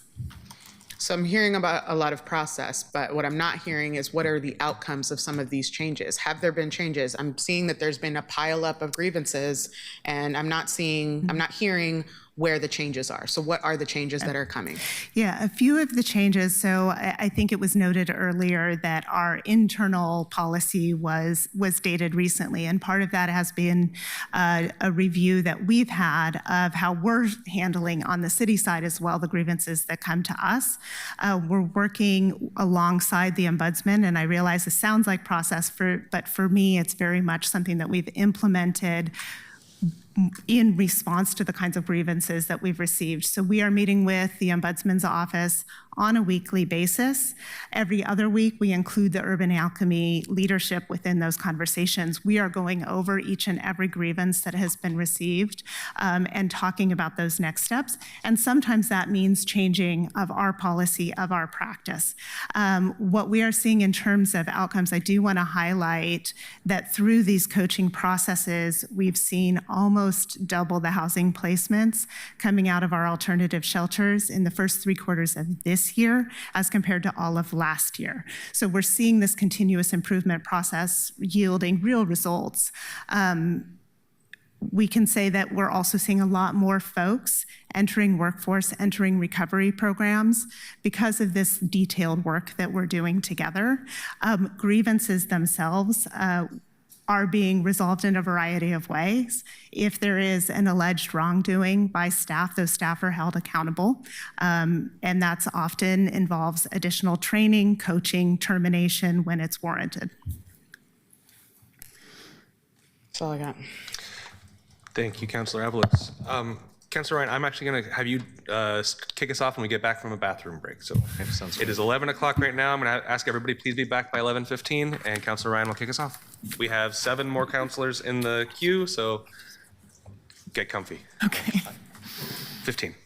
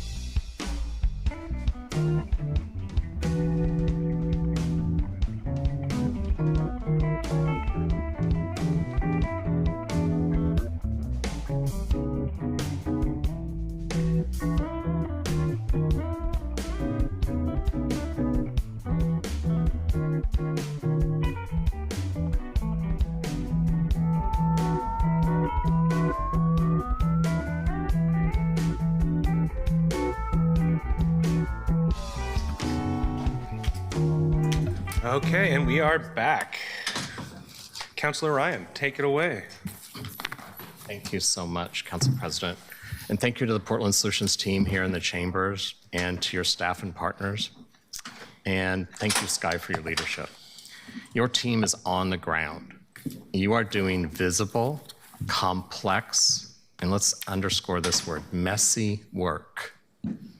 This is a work our local housing provider network refused to do, and I am proud that the city took action. I want all of your staff to hold your heads up high as you are connecting and serving the chronically homeless souls in our city. I really appreciate you, and I wanted to start with that. Thank you. Please help me now understand the nimbleness of flex beds. I hear the mayor use that term, and I gotta admit, I get confused. Oh, is there actually a visible timer on me? Great, I'm glad I could be the first. So, can Centennial open up quickly? Is this for severe weather? What does it mean? Yes, so short answer is the flex capacity is really to preserve as many resources when those beds aren't necessary, but be able to flexibly turn them on basically or have them usable as soon as possible. And so that could be for severe weather, but also any need. So we see a surge in the community for any reason, we'd be able to surge up those beds to accommodate. So in real time, Centennial needs to open up. Is it gonna, it's now what time? It's 11:19. Could they be open up tonight? Some of those flex beds are going to be more responsive than others. So there are beds within the system of flex that would be able to open on that timeline. Tonight, tomorrow. Centennial would probably take a bit longer than some of the flex beds that are in established locations where we already have a service provider on site and beds that are open. The most challenging thing is always the staffing. I just hope that we really steward that, because as somebody who's had to make those desperate calls back in 20 and 21, 22 to find severe weather shelters, I really have a lot of empathy for that work. So I'm hoping this means it's pretty turnkey. Councilor Smith addressed this, and I was surprised that we were under capacity at Reedway, like really surprised, because that wasn't the case when I had authority and oversight. I also appreciate your focus on the services moving. I think closing Reedway is deeply worrisome to me, is my point. And I am concerned that East Portland will not have the access to this compassionate service like the rest of the city. And of course, I'm not comfortable with how big the North Portland site's going to be. I agree with my colleagues. But like TriMet, who has built the capacity to do outreach work on our largest homeless day shelter, the yellow line and the red and blue lines that go out, the green and blue that go out to Gresham. Like TriMet, we should both have more access to SHS funds housed at Metro. Perhaps for the mayor, any chance that we can go directly to Metro and not always be under the county's spell? Is that for the mayor? Is the mayor online? Yeah, He's online. Mayor, be quick. There's a visible timer. Yeah. Councilor Ryan, and I appreciate you asking that. And it is an ongoing conversation we're having with Metro right now as we re-envision SHS, not only for the next 4 years, but beyond. And it is a question and something I'm advocating on behalf of the city. Well, keep it up and let us know how we can all help. And I know Sam at TriMet would like to be a part of that, because seeing the cuts to the TriMet's outreach work will really be devastating to the work going on right now. In the first year of the villages, we were the best practice for transition housing. Up to 50% within 6 to 9 months were placed into permanent housing. We were supposed to continue to prioritize those who were engaging in recovery and workforce. The data was affirming this. Have we given up on building a system that was built on data-driven results? No, Counselor. I think, as Brandy mentioned, we're actually seeing an increase in housing from last year to this year, just in the first 3 quarters, from especially all our alternative shelter sites. So that case management approach, I think the mature shelter program is really yielding some of those results. Okay, so we are prioritizing those souls. All right, great. Let's continue to see the data. When the county presents their data, I can't always tell if that's happening. And as a person that got the county to work with the national folks on Built for Zero on data, it's been hard to understand if they're really focused on those kind of outcomes. I'm going to ask for the average time today, which has been 7 minutes. I was here in 21 to 23 and helped build a pathway out of our biggest problems. Building these systems with the county was hard. That's in capital bold letters, really hard. And I was a key architect for both the shelter services and the street service coordination center. Eventually, this much needed on the ground action was organized into Portland Solutions. And I did have a trouble with what was happening, but I realized you took all of these and built it under Portland Solutions. I do believe cuts to Portland Solutions would be disastrous. We are responding to increasingly desperate pleas from the community for graffiti abatement and camp cleanups, over 2,000 weekly. We need the system to be solvent and stable. If we signal to the community that this council wants to blow up the system, coupled with deep cuts to police and fire, I worry that we will sustain a national reputation we can't overcome. Remember, there was a lawsuit that got us here. Do not forget that. The differently abled handicapped community made their case so we could safely navigate the public right-of-way for all of them. To close, this has been hard work to stand up systems that now have proven results, and I'm proud that the city has been responsive. Today, without the knowledge of how we got here, it's easy to be a critic because things are not perfect in this messy reality. Our community is depending on us to support Portland Solutions. I really appreciate the report, and I'll be asking more questions later. Thanks. Thank you. Thank you, Councilor Ryan. The list got jumbled on my screen, so I'm going to my handwritten notes. Councilor Cleon Lane. Thank you, Council President. Thank you for the presentation. Thanks for being here. I do want to share that I hear fairly often from small business owners that PMO is oftentimes very responsive and effective. And just want to acknowledge that an on-the-ground quick presence really does matter. I have some questions about so I'll call it a line item that seems to include a few different things.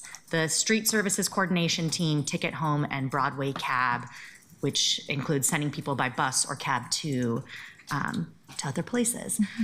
Can you untangle, if necessary, how those are different, or are all of those part of the sending people home fund? And I don't know if you can untangle that right now or if you can get me those numbers, but I would love to see that breakdown. I can absolutely get you the numbers, so I won't waste time on that, but I would just say quickly, the Broadway cab contract is really to get people to services in town. So somebody who needs to get to a shelter, someone who needs to get to a day center, someone who needs to get to a medical appointment. We use that cab contract basically because there's not a good other transportation option. We have some bus passes, but it's been necessary kind of in the moment to have that cab contract. And that fund is, so it's 11 limited time positions and 2.8 million. Do you know about how much of that is spent on the reunification part? Oh, I think we have 200 to 300,000 set aside for that, but I can get you the precise number. Okay, and I have heard about the work done sending someone home, but I continue to have questions about the data and the outcomes over time. Mm-hmm. And I'm wondering if that has changed. The last time I've asked the mayor's team, I was told that we're not collecting data about long-term, where people are at, if they can come, people come back to Portland, if they continue to be housed. Can you share anything more about that? Yeah, so our team does a 30, 90, 180 day kind of check-in with each individual. That's how we're doing it right now. So they'd be able to know kind of at those different points. I believe Kim is also committing to, our outreach director is committing to 1 year check-ins. So we're just doing that ourselves. But we do put the information about the individual into HMIS. So the county system that's kind of regulating that entire process would be able to tell if somebody popped back in to kind of access services within the city of Portland or Multnomah County. And can you tell a bit about how we assess risk when family dynamics could be complicated or harmful?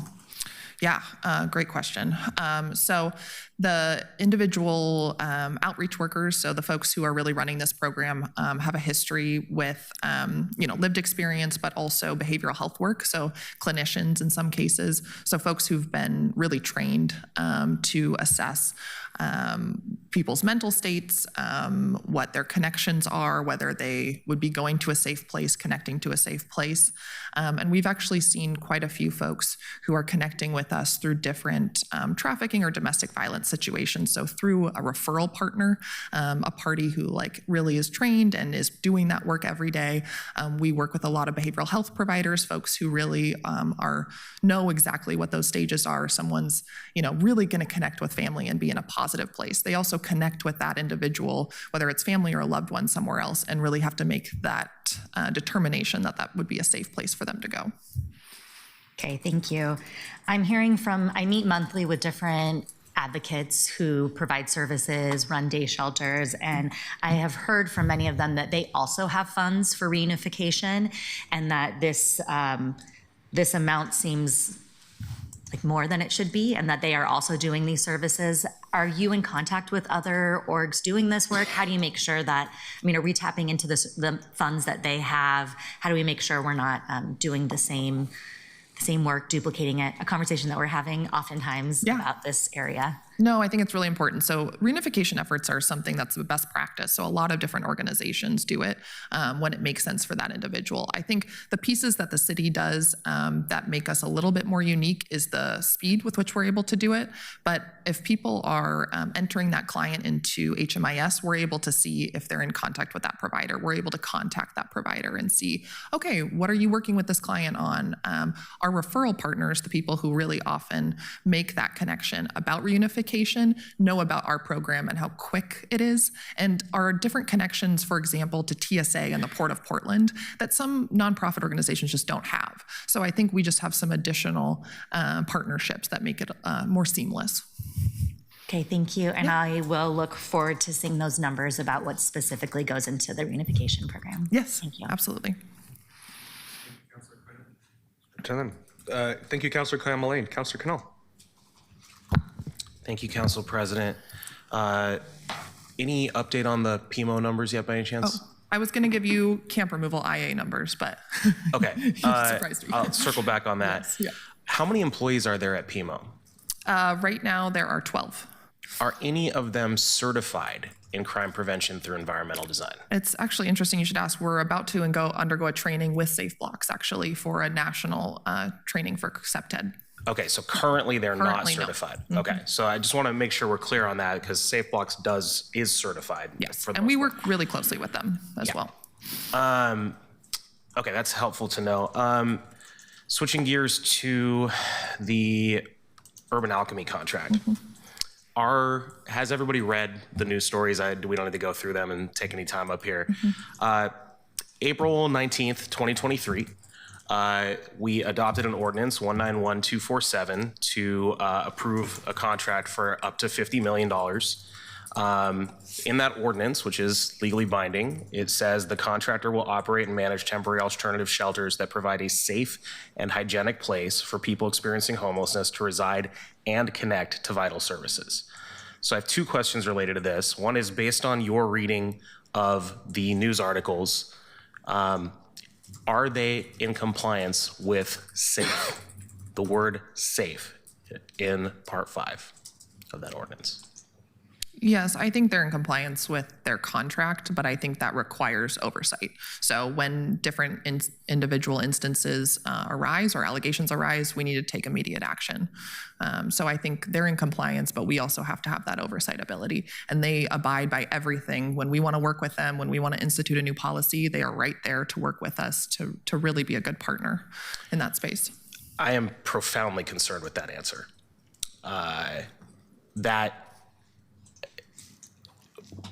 Colleagues, I think we need to be talking about doing oversight hearings on Urban Alchemy at this point and considering our role in the approval of a budget that continues this contract.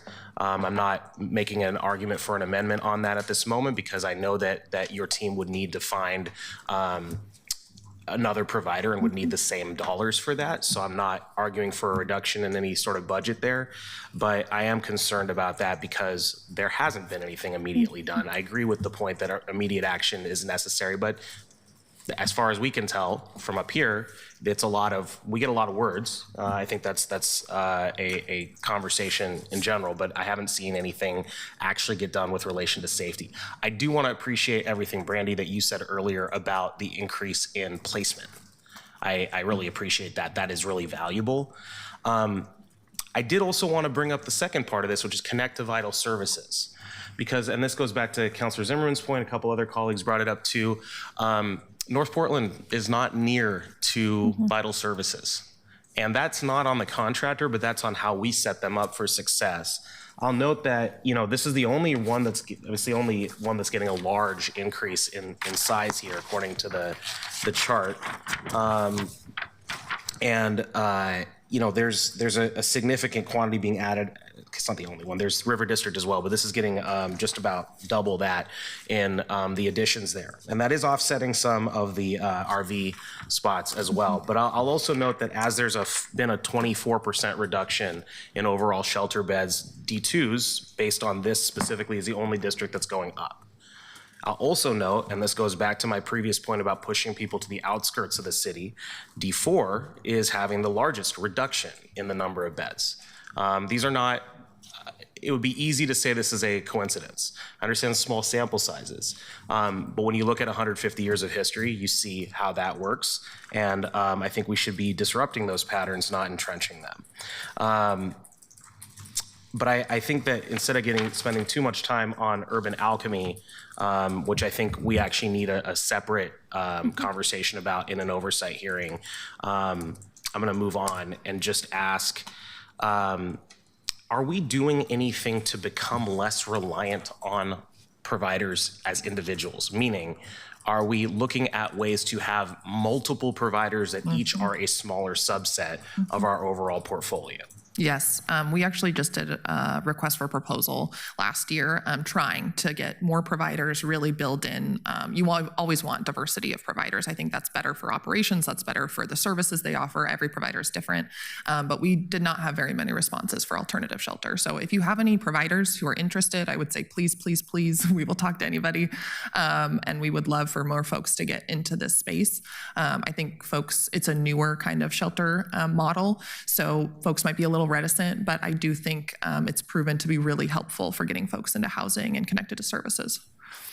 Okay, I appreciate that, and I think I will stop here. Thanks. Thank you, Councilor Cannell. Councilor Novick. Thank you, Mr. President. First of all, I actually just wanted to respond to Councilor Avalos's and Council President's points about PMO and PCEF. I too am concerned about using PCEF money for street cleaning. I also am frankly concerned about the underlying strategic program that they're relying on, because I don't know that stormwater and bioswales are very climate-y. I think that there's maybe sort of an idea that, well, anything to do with the environment is climate, and I don't really think that's true. Probably Mike Hauk, urban naturalist, will like descend into superhero costume and beat me up for saying that, but I do have that concern. And I'm contemplating an amendment which would actually, and I need to run this by the PCEF committee, which would take several $1 million out of that strategic program and put it into the tree program for parks and urban forestry, and back out some of the general fund that goes to parks and urban forestry, and shift general fund to PMO. To me, that's something that, and I feel much more comfortable with, to be consistent with the goals of PCEF. So I just wanted to flag that I might be bringing that forward. I also wanted to say that I really appreciate Councilor Ryan's reference to the nimbleness of flex beds, which, as some of you young people might not know, was a lovely 1990 Merchant Ivory movie starring Emma Thompson and Colin Firth. Thank you, Councilor Novick. I have myself in the queue. I had another question about the PMO to or PCEF to PMO money, specifically around we've discussed strategic goal 31, which is around community education and pedestrian activation.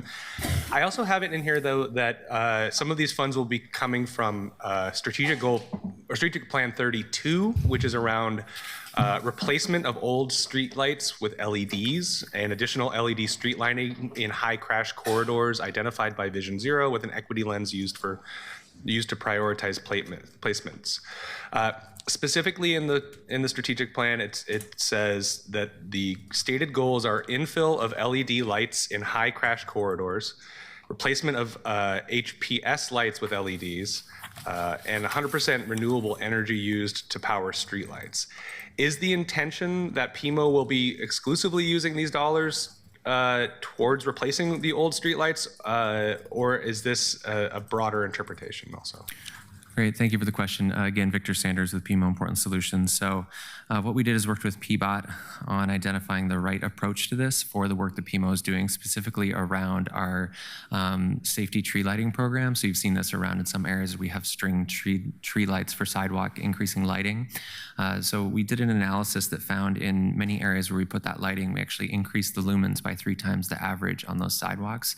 So we're finding that that's actually having a really good impact on people's interest in wanting to walk and be out in those areas at night. And so we've installed those around 44 miles of street throughout the city of Portland. 37 of those installations are along safe routes to school, and 43 of those are along high crash corridors. So we see this as a good nexus opportunity for us to continue that investment where PBOT's not lighting sidewalks in many ways, right? They're using lighting to light the roads, which may also light the sidewalks.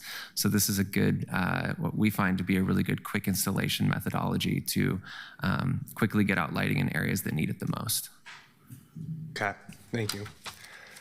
I have a couple of just sort of, they're not super specific policy questions, but they are about your program area broadly.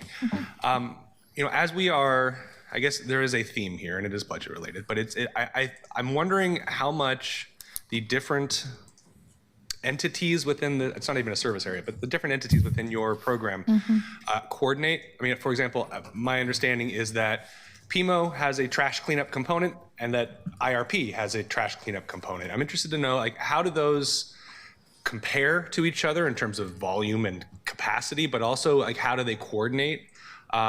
Similarly, how do the street services coordination teams coordinate with IRP and PMO broadly? And, you know, how are these all informed by our strategic goals? Yeah, great question. So short answer is they all coordinate on a daily basis.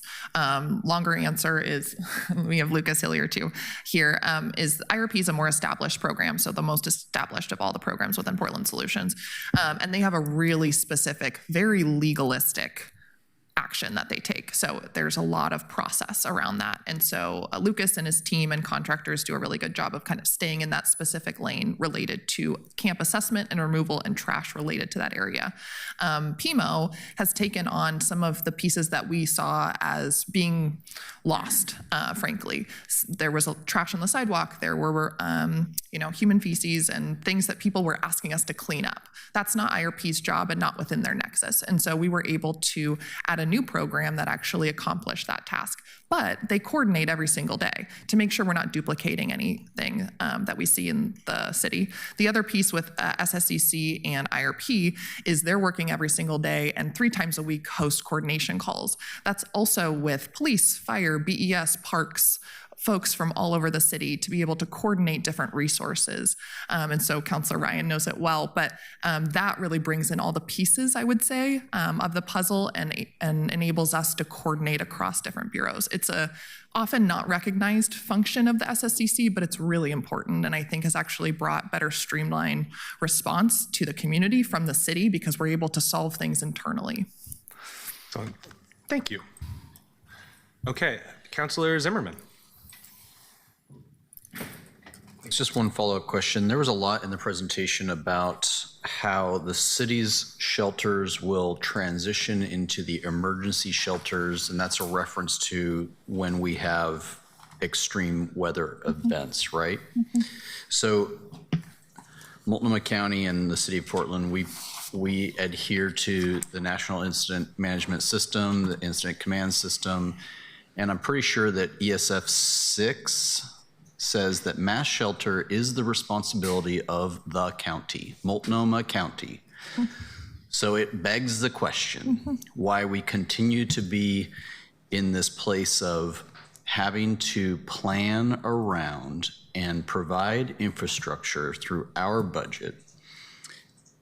And many of the shelters that were referenced for their use during, I'll say, the normal times are referenced as how they can transition to mass shelter, when nowhere in that line of National Incident Management System does it say the city of Portland is in charge of mass shelter when it's freezing out or when it's extremely hot out. So what is going on so that we have to continue to provide that? And I am reminded from a few years ago when it got so discoordinated that we actually pulled back as a city in order to kind of force the county to recognize that it has its own job to do. And frankly, they did, but they had used the city as a crutch for at least a decade earlier.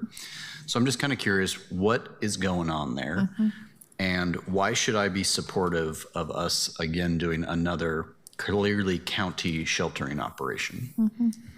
Yeah, I saw Mayor Wilson also leaned forward, but I just will quickly, Mayor, and then maybe pass it to you. From an operational standpoint, we have the infrastructure of the overnight shelter beds right now, and I think the conversation with the county is how do we not duplicate resources? So if we have that infrastructure, let's maximize the utilization of that. And then we also have agreements, and one's about to expire. We're about to negotiate another one, frankly, with the county about emergency management during severe weather, where they would pay a certain amount of money for those resources to stand up during severe weather. But for them to go negotiate other leases, to go negotiate with other contractors is really a duplication of the work. And we're trying to maximize when everybody's budgets are being cut, trying to maximize and actually partner in a better way than we've seen in the past. But Mayor, I don't know if you wanted to add anything to that. Thank you, Sky. Thank you, Councilor Zimmerman. I would just go back to the emergency declaration that the city of Portland signed in 2015 to address our homelessness and housing emergency. We are currently still in that emergency right now. And then going back to Portlanders, we lost about 800 people in 23 and 24 on our streets because we didn't have surge capacity to address the humanitarian crisis on the street. So what you're seeing now was that flex up, you're seeing the flex down, but we also recognize that during this past winter with our flexible beds, we were able to meet the severe winter. Well, although it wasn't, it was a mild winter, we're still now ready for the summer heat and we're ready for next winter's severe. So we're prepared right now. So trying to stay away from pointing which jurisdictions required to meet the moment, but these are Portlanders, and so the councilors and I have really stepped up to make sure we're not gonna, we provided a safe bed for every Portlander every night for all those who want, and that was our goal, and we provided that. Thanks, Mayor. You've just outlined all the reasons why Multnomah County should be doing its job, which is outlined by a national incident management system, that their job is mass shelter in emergency situations. And so I don't disagree with you on the reason. I will also say those numbers you cited in terms of death also had a significant number of overdose deaths in those years and was not just exposure. So I don't want to conflate those two. But I am comfortable with, we have an infrastructure that can transition on that afternoon when the call is made by the executives in the room. I'm very comfortable there. I am not comfortable if we are continuing to move the city back into taking it on as a primary role when it remains foundationally, both in agreements, national best practices, that it is Multnomah County's role to do it. And they have largely gotten away with, and if they're gonna pay us, great, right? If they say, okay, we're gonna need to open up an extra 600 tonight or an extra 6,000 tomorrow, I understand that. It is helpful to hear that agreement come through. But the, I think about this public needs like some bait. We can argue over, right? Who do you turn to when there's crisis, et cetera? But there are some basics that pretty much all communities have figured out and have gotten to understand, but we continue to struggle with it. And on this topic, the mass shelters during emergency weather, I am all in on us providing space. I've worked the Charles Jordan site in the middle of the night when it was freezing out and we had inches of ice on the road. What I'm trying to draw out here is making sure that I understand that when we do that, it is not Portland Solutions taking it on as a line item cost, that it is Multnomah County still taking that on as a line item cost. Because I'm not seeing an agreement here where we are transitioning that role of government to this body. It remains Multnomah County. And I'm seeing some nods from you as the director. That is accurate. So they are the ESF 6 lead, like per state, like that is just fact, as you know. So that agreement that we engage in with them really outlines that. And then when it's an emergency, when it's severe weather, they take lead and they also pay for use of those sites for those days. I think the pieces that are really hard and have been hard in the past, and I think Multnomah County would say the same thing, is the locations and the staff. Those are always the two things that are hardest to stand up right away. We now have an infrastructure that Brandy has built brilliantly, I think, that allows us to immediately stand up those locations with staff who actually know how to do that and not just volunteers. So I think those two elements are new, and I think that frankly the county has been very appreciative, but they are still the ESF 6 lead and will pay for that use of those sites. This is great, and it's helping me kind of understand why you talk about certain beds in some reference. Yes. It's not about it being part of our cost evaluation. It is about being ready so we can be the break glass if necessary group. Yes. And I think that that's very helpful to understand. So it keeps us in the fold, but knowing we're not, quote, in charge of it. And I'll also say, it is less impactful wherever a shelter goes if you go from, let's say 75 day in and day out to 125 than it is to stand up a new 50 bed shelter in a place that has not been used to that, or where it's just a quick in and out, because those become quite disastrous often. Really? But this looks quite planned out, and I appreciate that. And so hearing how y'all are approaching that with respect to Multnomah County is helpful. Like I said, I've worked these. I've also been around when we had to really pull back because it got so out of sorts with the previous joint office director and the previous leadership over there, but it does seem to have improved, and I'm glad to hear it is staying on that same path. So I appreciate that effort, because what I see here is a shelter program that the county can tap into on the coldest nights of the year, and I think that that's helpful. I would also imagine, given just the number of nighttime shelter beds that the mayor's team and you have created, that the county's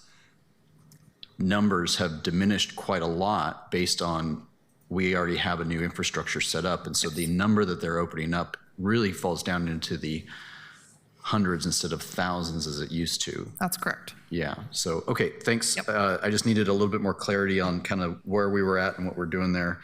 And I appreciate that a lot. I want to just make one last point here, is that over the years, from the very beginning of the task site discussion, we talked about residents who were not going to be successful in other shelters. And that was largely back in the day, in the 2022 era. There were a lot of providers who just would not take certain residents of our community. And we were looking for task sites with closed pods, so you can have that level of dignity that comes with a closed pod, but also recognizing that these were supposed to be the hardest of the hard in terms of the crowd. And that was going to require a very challenging staffing model.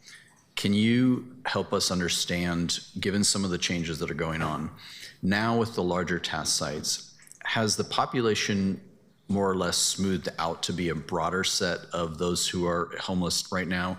Or does it remain focused on the most difficult, who are not being successful in other places, who the system is designed to be a little bit more, I'll say, hands-on in terms of community agreements and getting inside, having curfews, et cetera, right? There's a level of behavior adjustment that we really talked about in 2022 that other Portland-based providers and Portland-based ideas were kind of ignorant to or refused to acknowledge, and they all acknowledge it today. Yeah. But 4 years ago, they really didn't.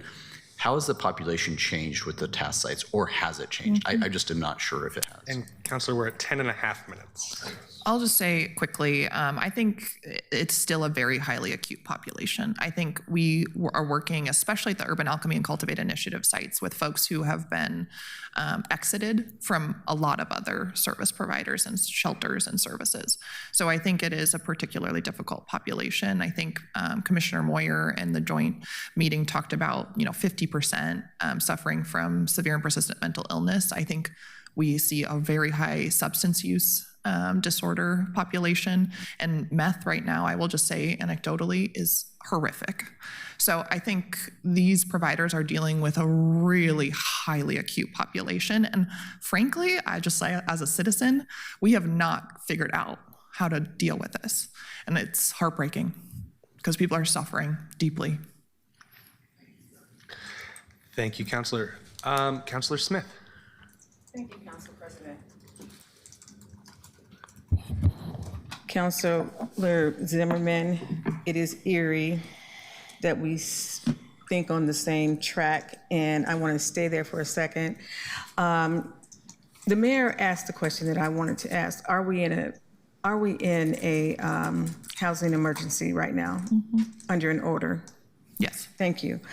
Urban Alchemy, is that a low barrier shelter? Yes. And do all the ones that they basically operate, are they low barrier shelters? Yes. So isn't it reasonable that you're going to have a certain amount of people who have drug and alcohol, mental health issues, and other issues that you wouldn't see in some other places? I think, I don't want to say Wapato, but it is... Bybee Lakes. Bybee Lakes. I can't get over Wapato yet.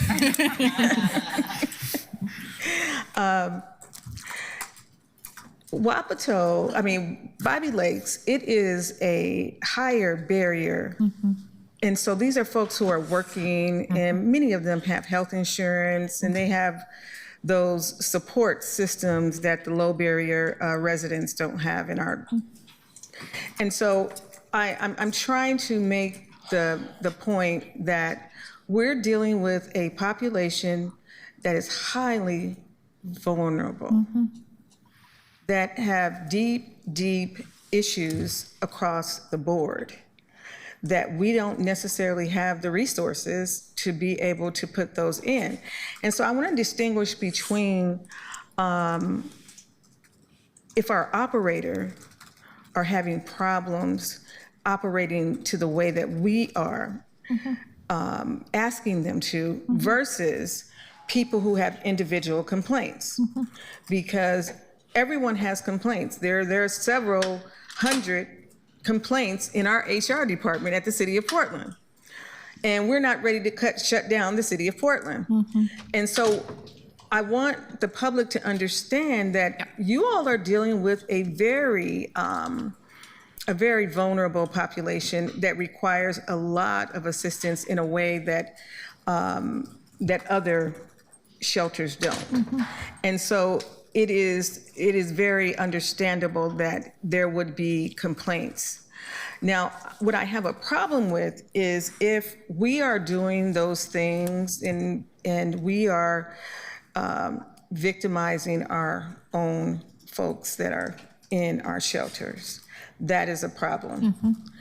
But I think it's important that we get back the reports from you all first before we start assuming that, it's coming from our operator. It is also understandable that folks are not always telling the truth, and they're not always with a clear mind. Some people are still on drugs and alcohol. And so I understand that they need many more services, and I wish that we could offer those services to folks. So I want us to be very clear before we start to say that, we're working with a population that things are wrong. We do need to have standard operating procedures, and I want to see the report that you all are putting together in the investigations that are being put together, so we can determine where the center of all of this is coming from. Yep. And that's what I'm interested in. I'm not interested in a oversight hearing. That is, at this point, it's too much and it's too exhaustive.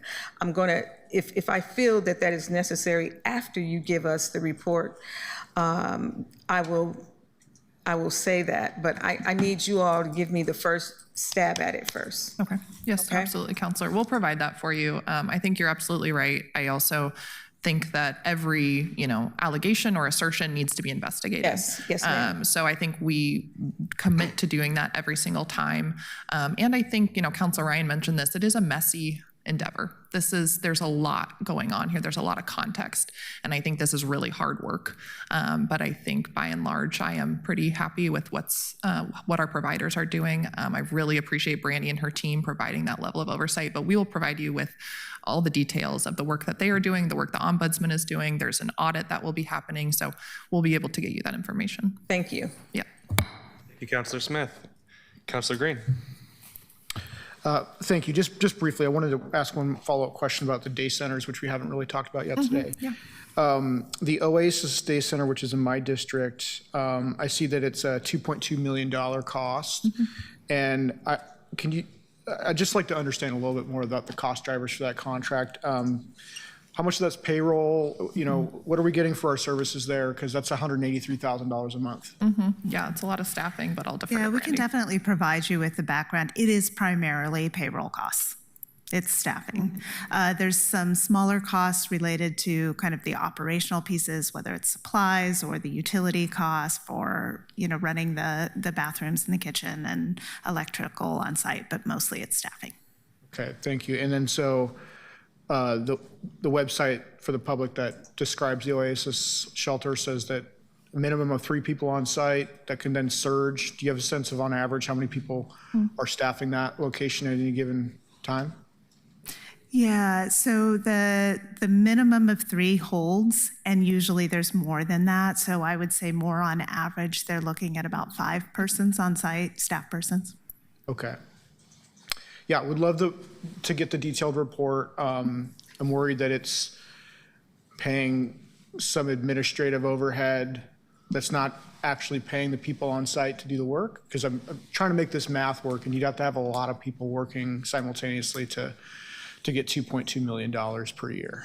So but you guys are the experts. I'm asking the question, and I'll leave it there. We can definitely provide a breakdown. Thanks. Yep.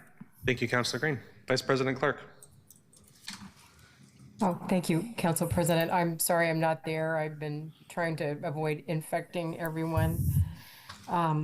This has been an excellent conversation. I've learned a lot about management conflicts, governance conflicts. And I just want to say to the team there that I appreciate what you're doing. It's incredibly, as Councilor Ryan said, messy work, and you're doing yeoman's work. And I appreciate you, and my constituents appreciate you. Also the work that you do to clean feces off the sidewalks and out of storefronts and picking up needles, and just appreciate the livability aspect of what you do for our neighborhoods as well. I kind of associate you with teachers, in that teachers are dealing with children who come to class with all kinds of issues that they have no control over, and there are lots of upstream causes that you really cannot necessarily address. So I appreciate you. One thing I don't think I've heard today is whether or not you have any kind of relationship or activity around the transit, around streetcar in particular, or the MAX, which some people have now referred to as a mobile homeless shelter. Can you address that for me or someone in the audience? Yeah, briefly? Counselor, I was just looking back because we did have somebody from TriMet who was in the audience today who we work with on a daily basis. But yes, I think transit is a huge part. It's also, Counselor Canal, I believe, was mentioning kind of the North Portland site, and it is remote location. So that is something that Brandy and I are talking about, exactly how we're going to figure out shuttling or TriMet services. We work with them regularly. I think, I can't remember who mentioned, but I think maybe Counselor Ryan, about Metro SHS funding, that there's some regional dollars that I think would be really excellent. We got a pilot project kind of spec'd from TriMet about a shuttle service that could really help get people to and from different service locations. So I think we're really open to some new ways of doing TriMet, but also just transit in general. And I really have appreciated their partnership. Streetcar, I'll just say briefly, Brandy and I are on a weekly behavioral health call with Multnomah County and a bunch of providers, and one of them is Streetcar. And they got connected to our outreach team, but also folks from the peer company that provide behavioral health outreach. And now they have a pilot that they're turning into a full-on program that connects folks on the streetcar to different services, including the Oasis site, but also overnight shelter, and then also peer company services. So that's been really successful. They've been able to connect hundreds of people to services already, and it just started. So I think there's a lot of different opportunities for that partnership. And I think there's better ways we can do it than we're doing it now. So deeper partnership with TriMet, I think, has really helped, and with Streetcar. Great. I'm really happy to hear that, because I get regular complaints from constituents that use the streetcar or use transit. So I really appreciate those efforts. Thank you, Council President. I really don't have any other questions or comments. And thank you to the team again. You really do yeoman's work. Thank you, Counselor. Thank you, Vice President Clark. Counselor Canal. Thank you. I have two things. Just wanted to start by making a slight correction on something I said earlier, that SafeBlocks is trained in SEPTED. Not all of them are certified. Just want to clarify that for the record. But I'm looking forward to hearing about everybody catching up and being on the same level there, in advance of hopefully having more collaboration there between those two groups, in a org chart way, not just a partnership project way.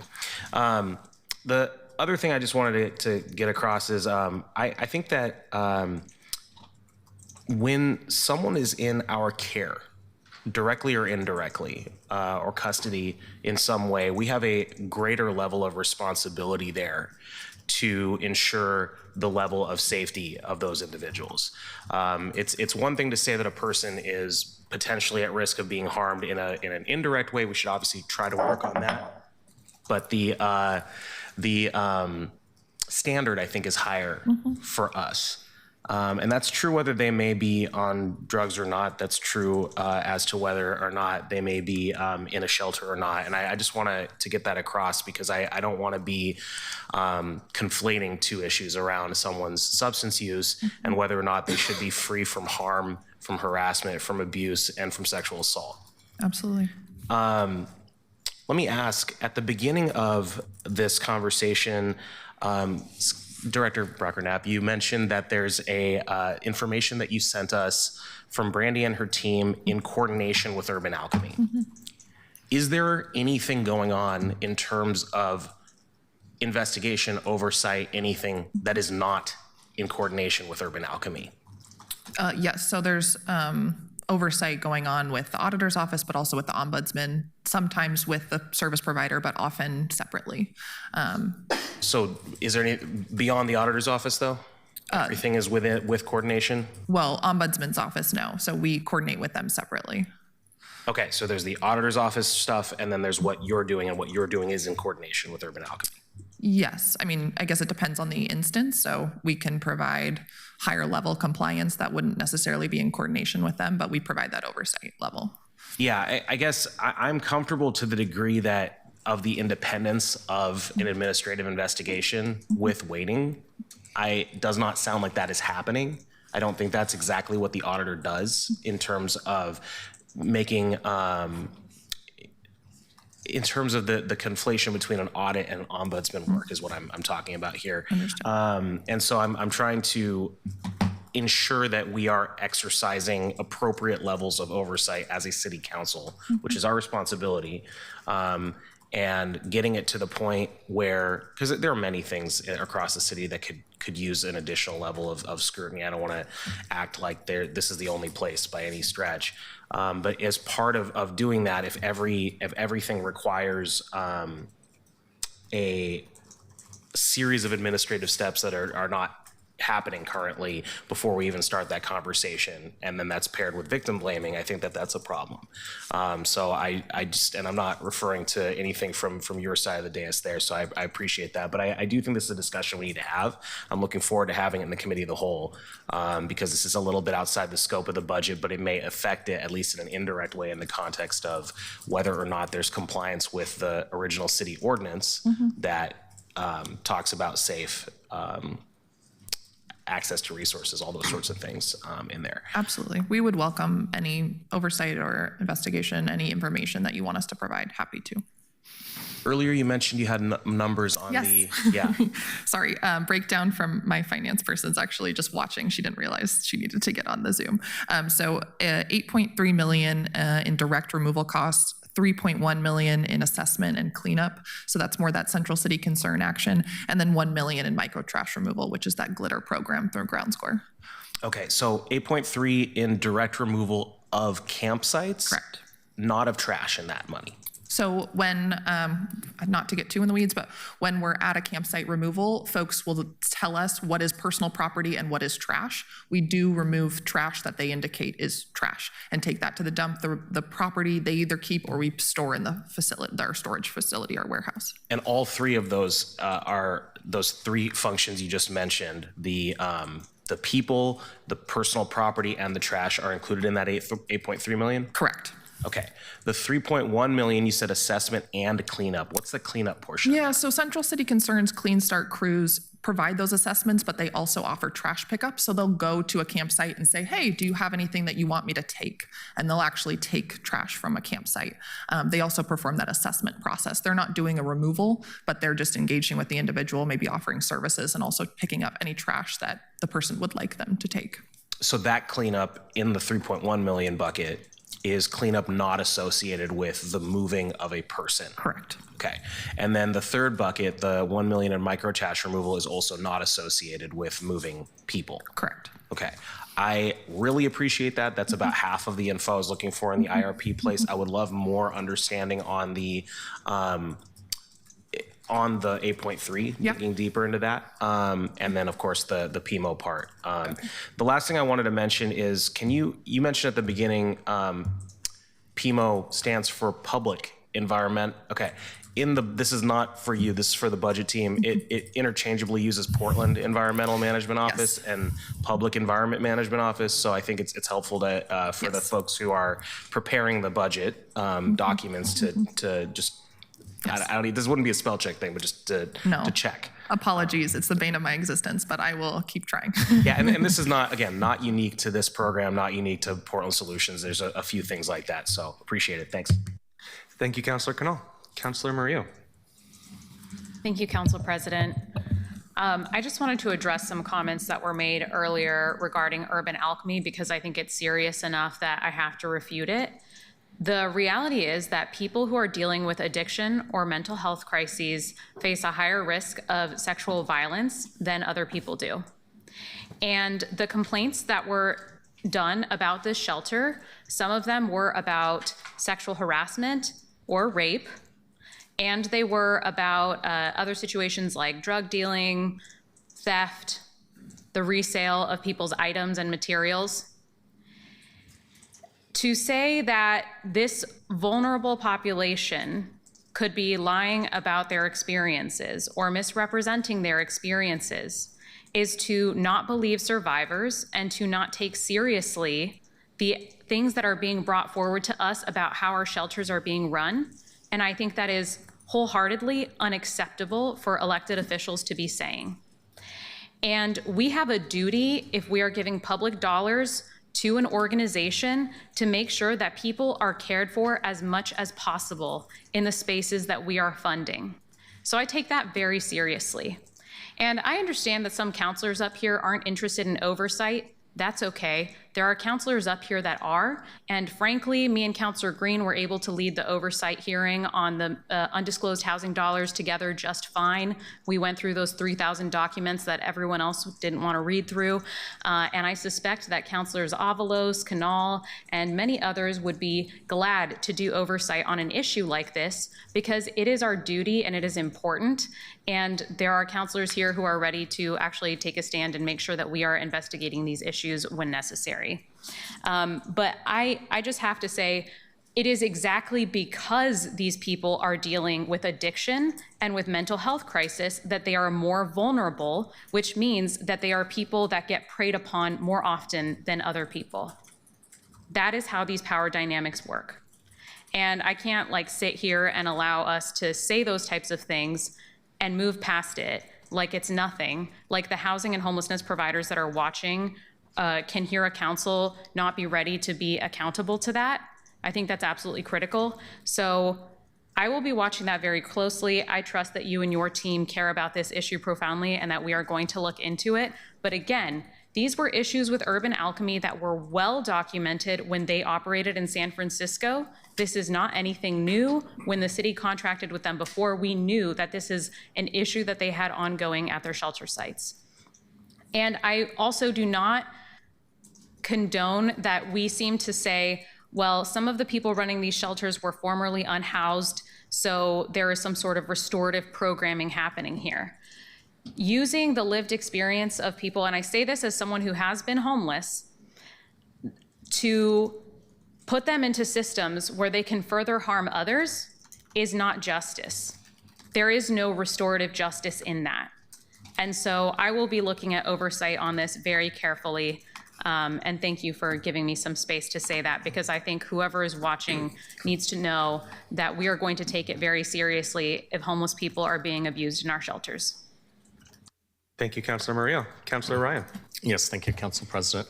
Two additional comments that I think could be helpful. I heard from outreach workers with TriMet when I did a ride-along that they wish that we had a connectors meeting in Multnomah County that they have in Washington County. They felt more in the system in Washington County than they did in Multnomah County. And I was so taken with their own, building their own agency to become resourceful outreach workers. I was just so impressed with how they figured it out, navigated the system. But then in comparison to the peer in Washington County that was at the table, they felt more tapped in, and it was easier for them to navigate. So I wanted to give you that note before I forgot. You know, when connecting with operators on site where this entry is low barrier, like we've been talking about with the villages and task sites, the plan was that they could that they'd enter low barrier, but the hope was they would leave high barrier. And the pathway to becoming high barrier was getting tapped into recovery and also engaging with recovery, not a straight line. It isn't for anyone's life, but especially for an addict in recovery. And then also to be tapped into and connected to workforce. So I made it always a conversation. I don't think some of the managers liked it, where I would just be curious and ask workers at the sites how their engagement's going with those challenges to get people tapped into recovery. And at the Sunstone site, twice over a period of a year, it was always a really low number, like one person. Less than 10%. And they felt, I could tell it was a heavy heart that they gave me that information, but I appreciate the honesty. When I was at the sites that just happened to be managed by Urban Alchemy, there was a lot of humility in the answer. I was waiting for the number. They were basically saying, we're really trying. I'm like, what's the, it was like being in a meeting at the county or something. But eventually they would get there with all due respect, because they wanted me to really understand the complexity. But the numbers were always around 50%. And I appreciated what I listened to from them. And then they explained that because we, as staff, are also in recovery and have that lived experience of addiction recovery, they think it allows them to be a better, they can do the 12-step better, if you will. In recovery terms, that means you're reaching out and helping the suffering addict. So I just wanted to say that I appreciate those results. And I think that I am a big advocate for oversight, and I think we should do oversight with these shelters. I also want to say that I did emails to Chair Avalos early in February about Home Forward, and then there's new allegations of other, let's just say, public housing units where the elders that live in those units are being abused by those that are living there, and we have challenges at those sites. And I hope when we do the next oversight, like I understand was on the agenda last week, I wasn't at the meeting, instead of having the suits, we need to listen to the residents of those buildings so that we have some fairness when we do oversight on this council. That's what I would ask for. And I look forward to truth and honesty always. Thank you. Thanks, Counselor. I will just say, hot off the presses, I believe Brandy can share some detox numbers from one of our sites, but I think treatment right now, for me, it seems even harder for folks. Detoxing off of fentanyl is a nightmare, and these synthetic drugs are new, so I think it's really amazing when people enter detox and treatment, but Brandy has some numbers just for you. quickly to give you a bit of an anecdote. So this is Clinton Triangle figures since August 1st of 25. They've helped 28 people enter detox, and each one of those, of course, has a number of complexities around it. So each one of those is really valuable. I think the other thing that I do want to emphasize, Councilor Ryan, is the work that we are doing to build out the continuum of recovery shelter. So working at the overnight shelter level to ensure that there is a safe place for individuals who are interested in recovery to enter the system, wellness areas within the alternative shelters for folks who are interested in recovery services to transition into, and now we're looking at a dedicated site that is focused on high intense services for people who are in recovery, with the ultimate goal of helping them to stability and independence after that stay. Boy, that was music to my ears. So if someone has a desire to be sober, we will offer an environment where that will be more conducive. Yeah, we're trying to build out that continuum to make it make sense. All right, getting that desire is a big part of the journey. Thank you. Thank you. Thank you, Councilor Ryan. Councilor Smith. Thank you so much. I have a question I forgot to ask you. I looked at the budget, and the Portland Police took a real big hit with $4.5 million. And I've been struggling here, and I want to take 10% off of your budget. What would that do, and how would that impact if we took $5 million off your budget? It would depend on the color of money. If it was general fund. General fund. Yeah, I think most of that would be probably shelter related. I don't have a lot of other kind of one-time general fund money that's out there. I think you could take some ongoing from IRP and PMO, but it's a pretty small amount. Right. I'm trying to figure out how to take it, and I don't want to be so prescriptive that I just say that I'm taking it from a particular place and just a 10% cut out of general fund, because I think that the Portland Police, they were hit very hard, and they would actually close an East Precinct and take away all of the non-sworn officers away. And so for me, that's, I'm weighing what it would cost us if we took $5 million from your budget. Absolutely. Yeah, I think these are all really difficult decisions. So I think from just top of my head, most of that would probably come from the shelter services budget. Our other budgets are much smaller.